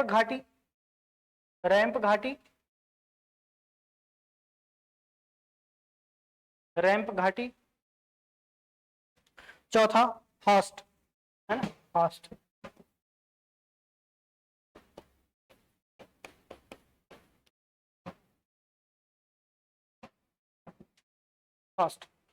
पहले लिखिएगा भ्रंश घाटी,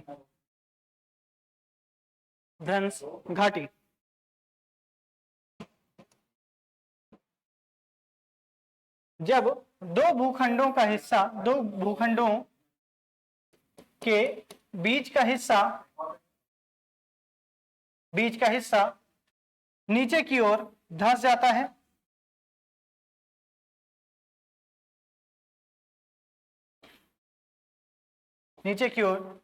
है, और बगल दोनों ओर के भूखंड यथावत स्थिति में रहते हैं।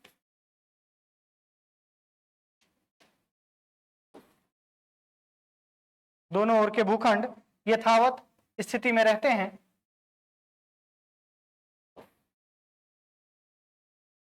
तो वहां भ्रंश घाटी का निर्माण होता है।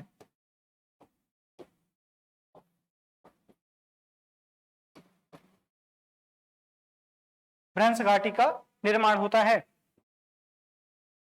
विश्व की सर्वाधिक भ्रंश घाटी अफ्रीका की महान भ्रंश घाटी है। अफ्रीका की महान भ्रंश घाटी है।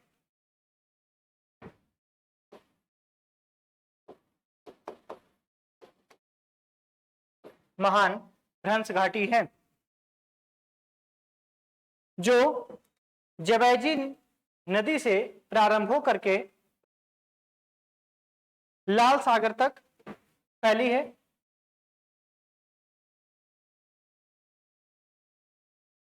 यह एशिया में जॉर्डन तक भी, जॉर्डन घाटी तक फैली है, जॉर्डन घाटी तक फैली है। इस घाटी में अनेक झीलों का निर्माण हुआ है। इस घाटी में अनेक झीलों का निर्माण हुआ है, जैसे मलाबी, मृत सागर, रोडॉल्फ, एडवर्ड आदि। इस घाटी के अन्य प्रमुख उदाहरण आमूर घाटी,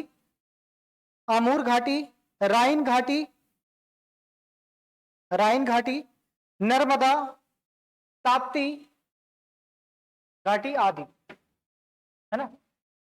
यहां पे लिखिएगा, ये नर्मदा घाटी है, ठीक है। नर्मदा घाटी, नर्मदा घाटी में क्या है, बीच का पार्ट धंस गया है, नीचे की ओर चला गया, ठीक। नर्मदा एवं तापी घाटियां, नदियां, नर्मदा एवं तापी नदियां प्रायद्वीपीय पठार में पूर्व से पश्चिम की ओर प्रवाहित होती हैं,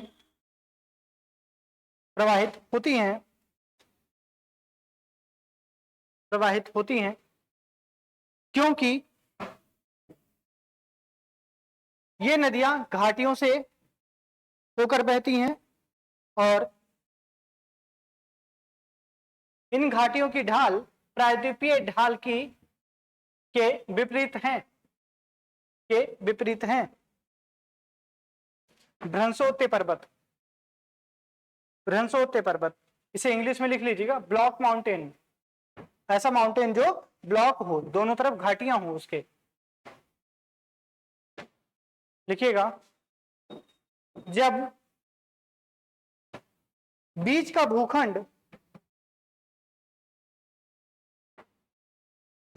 भूखंड यथावत स्थिति में रहे और दोनों ओर के भूखंड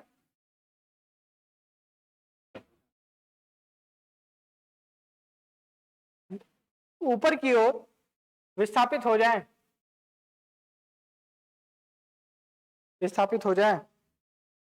तो ब्लॉक पर्वत का निर्माण होता है।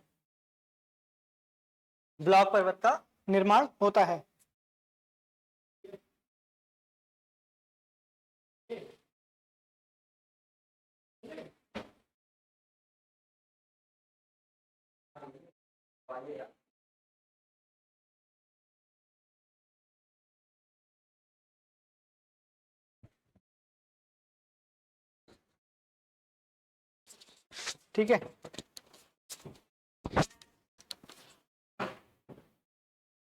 नीचे की ओर ऐसे ही बीच का भूखंड ऐसे ही रह जाए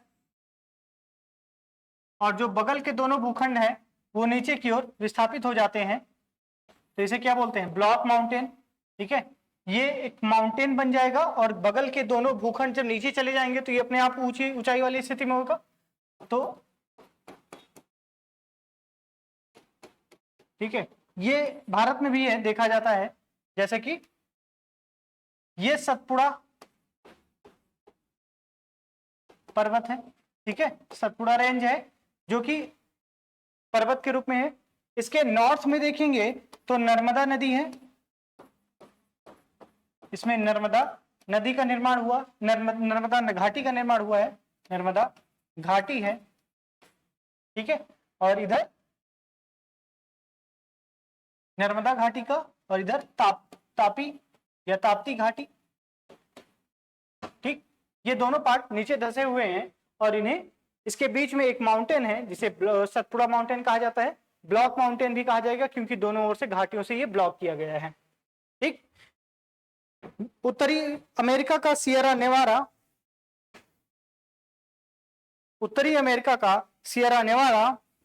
विश्व का सर्वाधिक ब्लॉक पर्वत है, विश्व का सर्वाधिक ब्लॉक पर्वत है।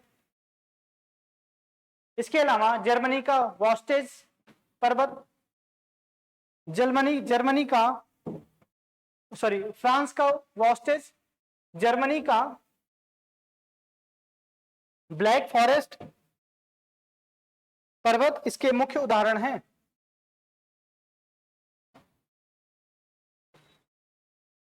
मुख्य उदाहरण हैं। अगला लिखिएगा रैंप घाटी, इसको क्या बोलेंगे?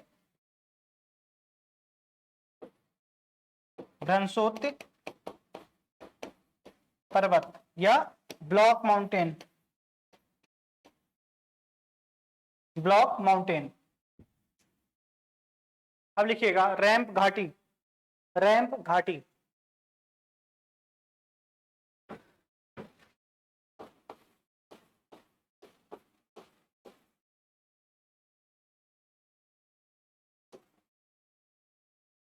Ramp valley.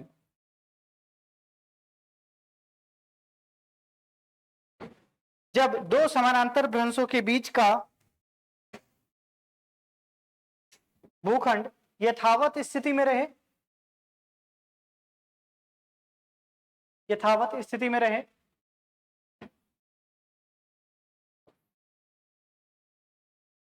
और उसके दोनों ओर का भूखंड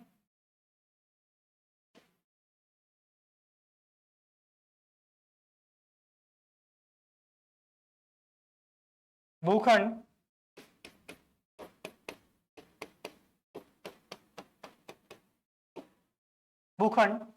ऊपर की ओर विस्थापित हो जाए, तो इसे इससे रैंप घाटी का निर्माण होता है। तो इससे रैंप घाटी का निर्माण होता है। जैसे कि ब्रह्मपुत्र घाटी, ब्रह्मपुत्र घाटी। इसके नॉर्थ साइड में देखेंगे तो हिमालय पर्वत है, जो कि वलित पर्वत बना है, अभी उठ रहा है। ठीक है, मतलब ये धरातल से ऊपर की ओर उठा है। इधर देखेंगे तो मेघालय पठार है। ठीक है, मेघालय पठार का निर्माण हुआ है, और ये रही ब्रह्मपुत्र घाटी, ब्रह्मपुत्र घाटी। अब लिखिएगा हॉस्ट,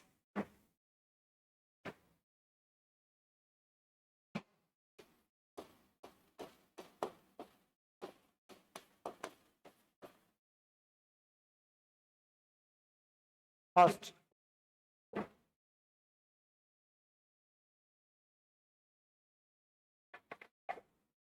हॉस्ट इसमें जो बीच का भूखंड है वो बीज ऊपर की ओर विस्थापित हो जाता है, ऊपर की ओर विस्थापित हो जाता है। इससे जो है हॉस्ट का निर्माण होता है, हॉस्ट का निर्माण होगा।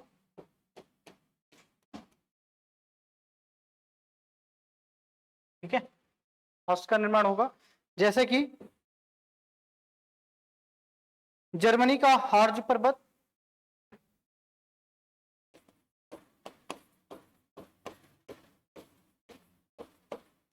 जर्मनी का हार्ज पर्वत,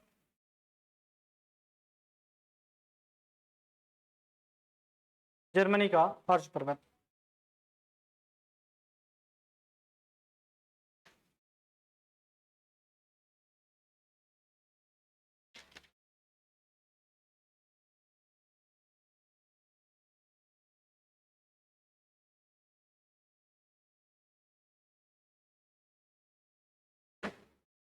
अब अगले पेज से हेडिंग डालिएगा अनाच्छादन, डेनुडेशन, अनाच्छादन।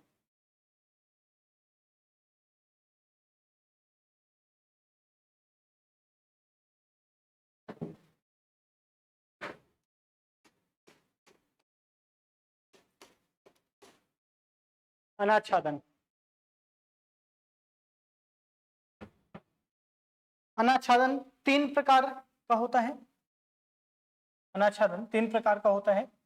पहला अपक्षय या ऋतुक्षरण, दूसरा बृहद स्थानांतरण, बृहद स्थानांतरण, और तीसरा अपर्दन, अपर्दन।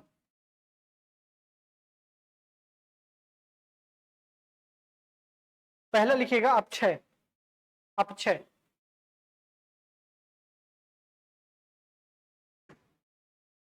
मौसम के प्रभाव, मौसम के प्रभाव से धरातल या धरातल के निकट स्थित चट्टानों का अपने ही स्थान पर विखंडित होने की प्रक्रिया अपक्षय कहलाती है। अपक्षय कहलाती है। अपक्षय कहलाती है। यह एक स्थैतिक प्रक्रिया है ना, यह एक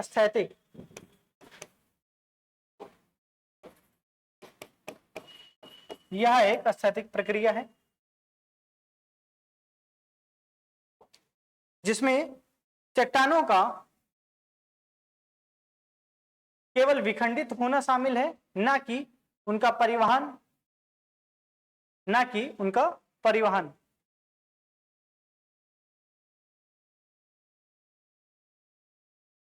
ना कि उनका परिवहन।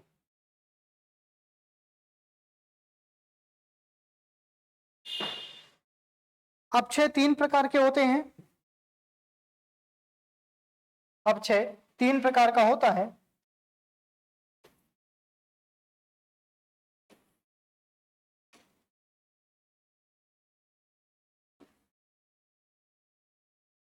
पहला भौतिक अपक्षय,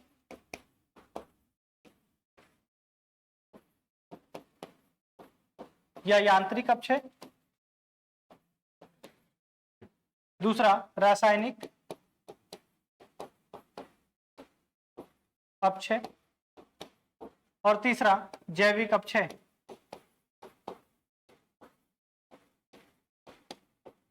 जैविक अपक्षय, भौतिक अथवा रासायनिक अपक्षय पहला लिखिएगा। भौतिक अपक्षय की प्रक्रिया, भौतिक अपक्षय की प्रक्रिया शुष्क एवं उच्च तापांतर वाले प्रदेशों में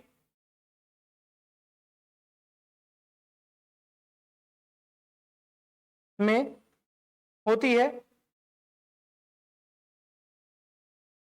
भौतिक अपक्षय में बिना रासायनिक परिवर्तन के भौतिक या यांत्रिक प्रक्रियाओं के माध्यम से चट्टानों का विखंडन होता है। चट्टानों का विखंडन होता है। विखंडन होता है। उच्च दैनिक तापांतर वाले क्षेत्रों में, जैसे मरुस्थलीय क्षेत्रों में दिन में अधिक तापमान के कारण चट्टानों में प्रसार होता है। चट्टानों में प्रसार होता है, जबकि रात्रि के समय कम तापमान होने के कारण चट्टानों का संकुचन होता है। चट्टानों का संकुचन होता है।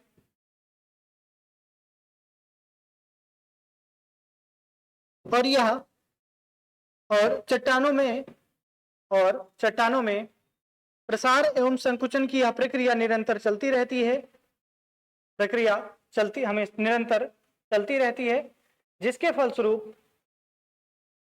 जिसके फलस्वरूप चट्टानें कणों में विभाजित हो जाती हैं। चट्टानें कणों में विभाजित हो जाती हैं। अतः इस विखंडन को कणिकामय विखंडन कहा जाता है। इस विखंडन को कणिकामय विखंडन कहा जाता है। पैराग्राफ चेंज करके, उच्च अक्षांशीय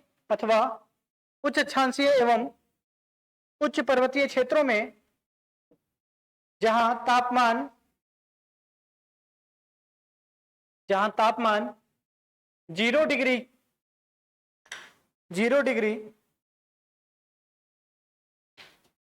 जहां तापमान 0 डिग्री के आसपास फ्लैक्चुएट होता है,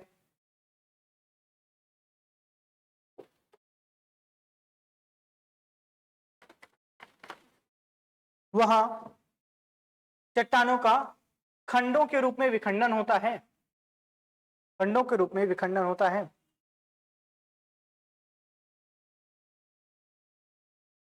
दिन के समय चट्टानों में जल प्रवेश कर जाता है, चट्टानों की दरारों में जल प्रवेश कर जाता है, जबकि रात्र में जब तापमान शून्य से नीचे आ जाता है तो यह इस जल का आयतन बढ़ जाता है, जल का आयतन बढ़ जाता है। यह निरंतर प्रक्रिया चट्टानों के खंड विखंडन का कारण बनती है, चट्टानों के विखंडन का कारण बनती है।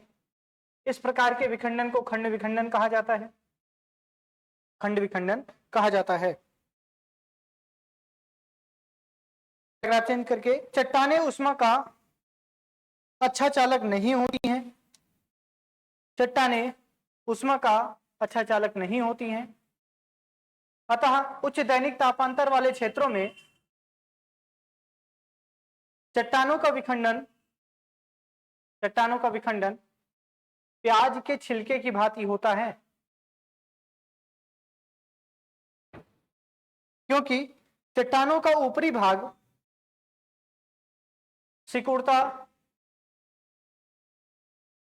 एवं उसमें सिकुड़ता है और उसमें प्रसार भी होता है, अतः इस प्रक्रिया को अपसलन कहा जाता है, अपसलन कहा जाता है। अगला लिखिएगा रासायनिक अपक्षय, रासायनिक अपक्षय।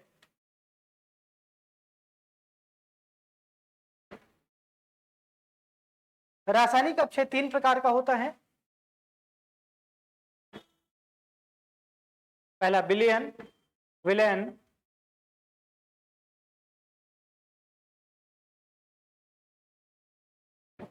विलयन,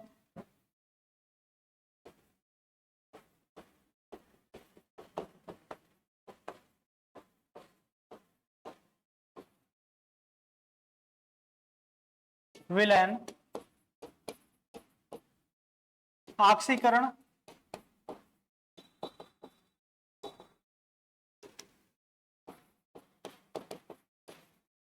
ऑक्सीकरण एवं तीसरा कार्बोनेशन, कार्बोनेशन, कार्बोनेशन।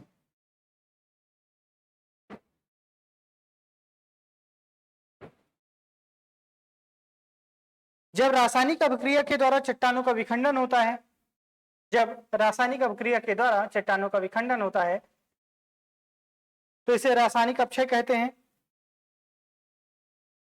रासायनिक अपक्षय की प्रक्रिया, रासायनिक अपक्षय की प्रक्रिया उष्ण एवं आर्द्र प्रदेशों में जैसे विषुवतीय क्षेत्रों में अधिक होती है, अधिक होती है। पहला लिखिएगा विलयन,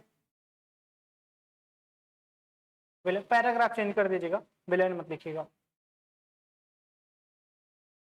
जल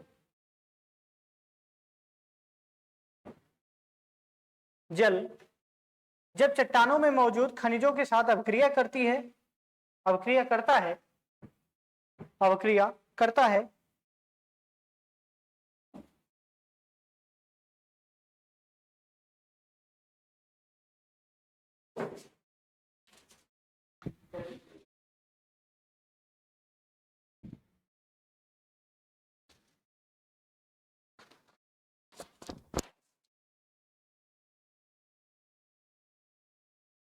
विलयन, ओ क्या लिखा था, चट्टानों में मौजूद खनिजों का जब जल के साथ घुलन होता है तो इसे विलयन कहा जाता है, विलयन कहा जाता है। उदाहरण स्वरूप रॉक सॉल्ट, रॉक सॉल्ट, चट्टानी नमक। दूसरा लिखिएगा, दूसरा पैराग्राफ चेंज करके, खनिजों का ऑक्सीजन के साथ होने वाली अभिक्रिया ऑक्सीकरण कहलाती है, ऑक्सीकरण कहलाती है। उदाहरण स्वरूप चट्टानों में मौजूद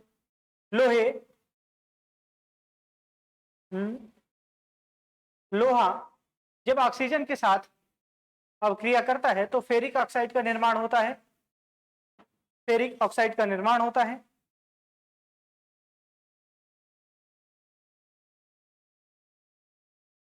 फेरिक ऑक्साइड का निर्माण होता है। इसके फलस्वरूप लोहा कमजोर पड़ जाता है।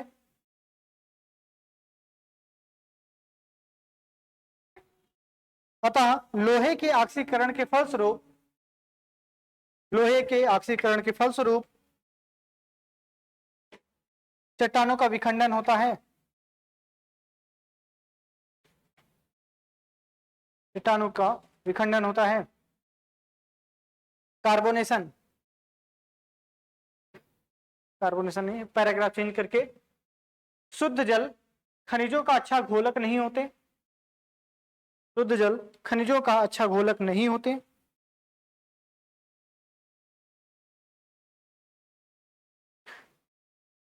परंतु जब इसमें कार्बन डाइऑक्साइड गैस घुल जाती है तो कार्बोनिक अम्ल का निर्माण होता है, तो कार्बोनिक अम्ल का निर्माण होता है।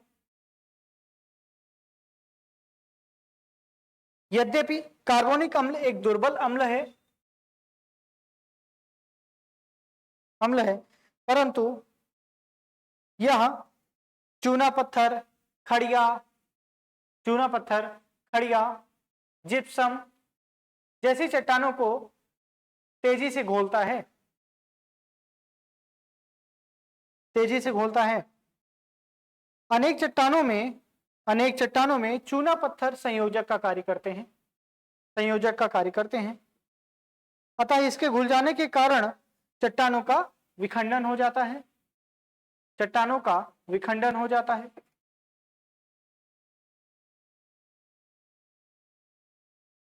विखंडन हो जाता है। इस प्रक्रिया को कार्बोनेशन कहते हैं, इस प्रक्रिया को कार्बोनेशन कहते हैं। तीसरा लिखिएगा जैविक अपक्षय, जैविक अपक्षय। जीव जंतुओं द्वारा चट्टानों के विखंडन की प्रक्रिया को जैविक अपक्षय कहते हैं, जैविक अपक्षय कहते हैं। इसमें वनस्पतियां, कीट, जीव जंतु एवं मानव शामिल हैं, मानव शामिल हैं।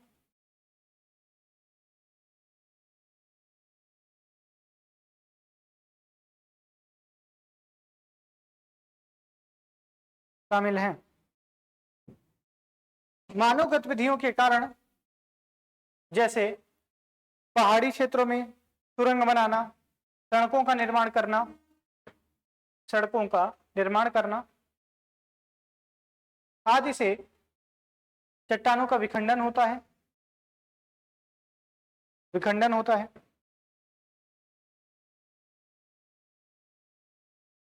कुछ जीव जंतु जो कि धरातल में या चट्टानों में बिल बनाकर रहते हैं, इससे चट्टानों का विखंडन होता है। जबकि वनस्पतियां भी चट्टानों के विखंडन के लिए उत्तरदायी होती हैं, क्योंकि उनकी जड़ें चट्टानों के भीतर प्रवेश करने का प्रयास करती हैं। अब अगला डालिएगा हेडिंग बृहद स्थानांतरण।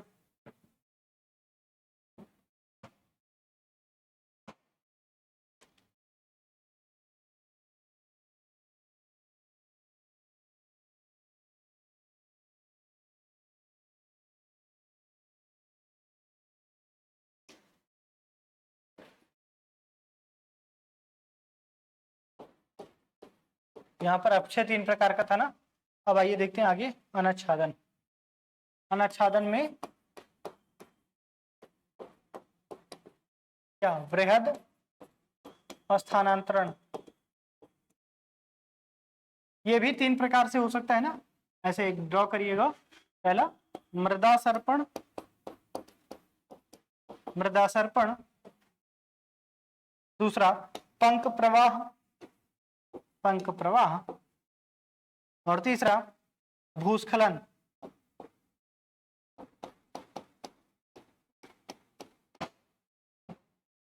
भूस्खलन।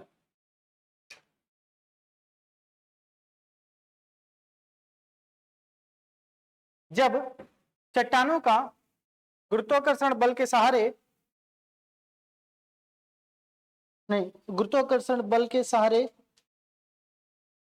ऐसे लिखिएगा, जब चट्टानों का गुरुत्वाकर्षण बल के प्रभाव से ढाल के सहारे, ढाल के सहारे नीचे की ओर मंद अथवा तीव्र गति से स्थानांतरण होता है तो उसे बृहद स्थानांतरण कहते हैं। यहां ढाल की तीव्रता, यहां ढाल की तीव्रता चट्टानों की संरचना, चट्टानों की संरचना, जलवायु, वनस्पतियां, मानवीय गतिविधियां जैसे कारक बृहद स्थानांतरण के लिए उत्तरदायी हैं, बृहद स्थानांतरण के लिए उत्तरदायी हैं।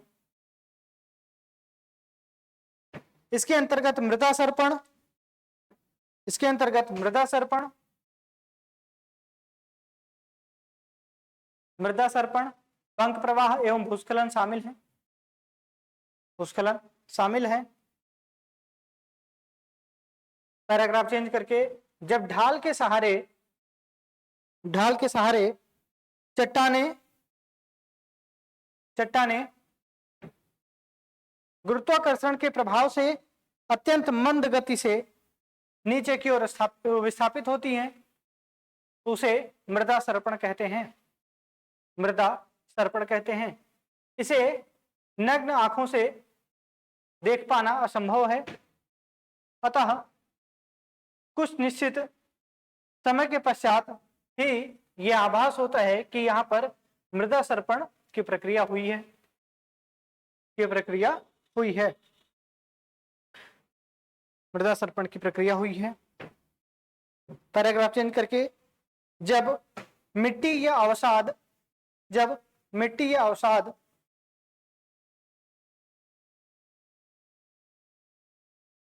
जल में मिलकर एक प्रवाह का निर्माण करते हैं, एक प्रवाह का निर्माण करते हैं और अत्यंत अत्यंत मंद गति या तीव्र गति से, अत्यंत मंद अथवा तीव्र गति से नीचे की ओर स्थानांतरण करते हैं, नीचे की ओर गतिशील होते हैं तो उसे पंक प्रवाह कहते हैं। इसमें अत्यधिक मात्रा में कीचड़ पाया जाता है, इसीलिए इसे पंक प्रवाह कहते हैं, इसीलिए इसे पंक प्रवाह कहते हैं।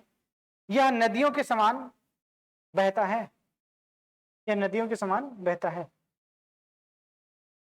अगला लिखिएगा, पैराग्राफ चेंज करके, जब चट्टानों का, चट्टानों का या चट्टानों की किसी हिस्से का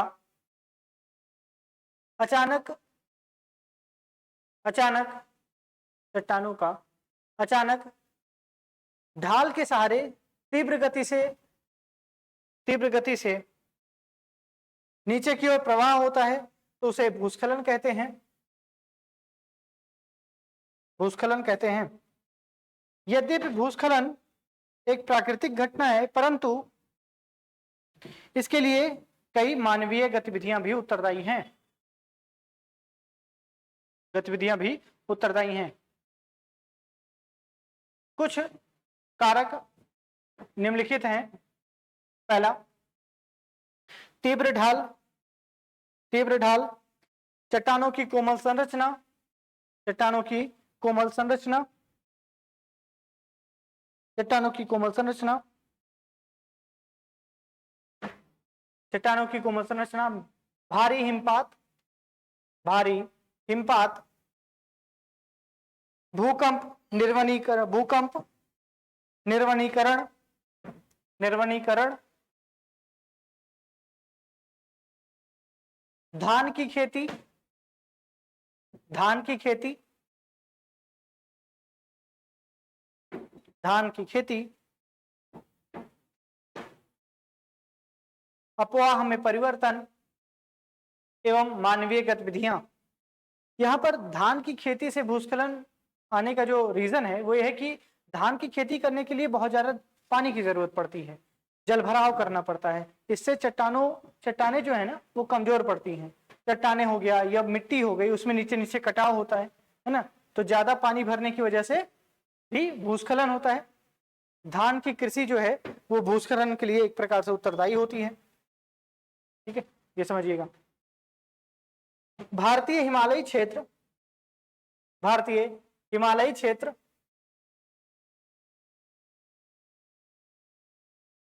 पश्चिमी घाट की तुलना में अधिक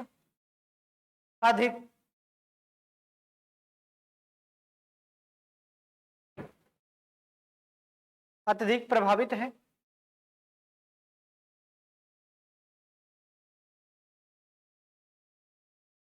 अत्यधिक प्रभावित है।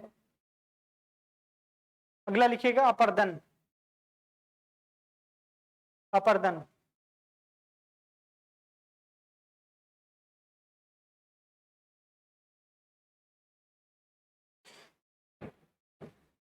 जब गतिशील कारकों द्वारा चट्टानों में विखंडन होता है, चट्टानों में विखंडन होता है तो उसे ये ऐसे लिखिएगा, जब गतिशील कारकों के द्वारा, जब नहीं हटे, चट्टानों की गतिशील गतिशील कारकों द्वारा चट्टानों के काटने छाटने की प्रक्रिया अपर्दन कहलाती है। इसमें बहते हुए जल, पवन, हिमनद, भूमिगत जल जैसे कारक शामिल हैं। नदी द्वारा अपर्दन मुख्यतः आर्द्र प्रदेशों में होता है।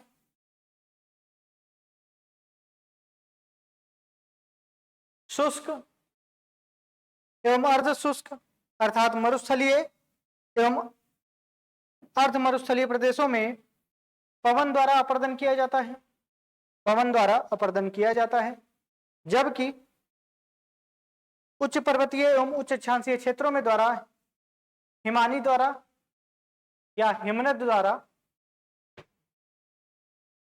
अपर्दन किया जाता है। सागरीय तटीय क्षेत्रों में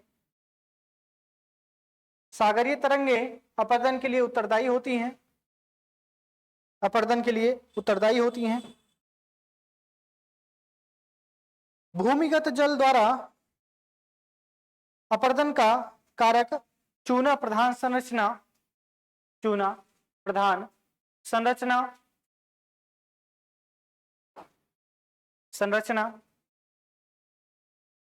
अर्थात चूना पत्थर, डोलोमाइट, खड़िया, जिप्सम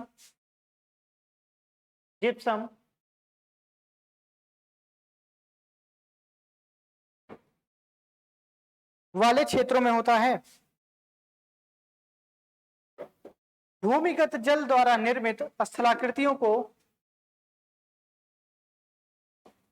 कास्ट कहा जाता है, कास्ट कहा जाता है। यूपीएससी में पूछा गया है कि कास्ट का निर्माण, कास्ट जो है ना स्थलाकृति क्या होती है और इसका निर्माण कैसे होता है। ठीक है, क्योंकि इन्हीं स्थलाकृतियों से मेघालय के एक नए युग का पता चला है ना, मेघालय युग जिसे बोला गया है। ठीक है, तो आज की क्लास में इतना रखते हैं, बाकी कल जो है हम लोग ओशियनोग्राफी का इंट्रोडक्शन वगैरह लिख लेंगे पूरा, तो कवर हो जाएगा। ठीक है, आज इतना ही रखते हैं।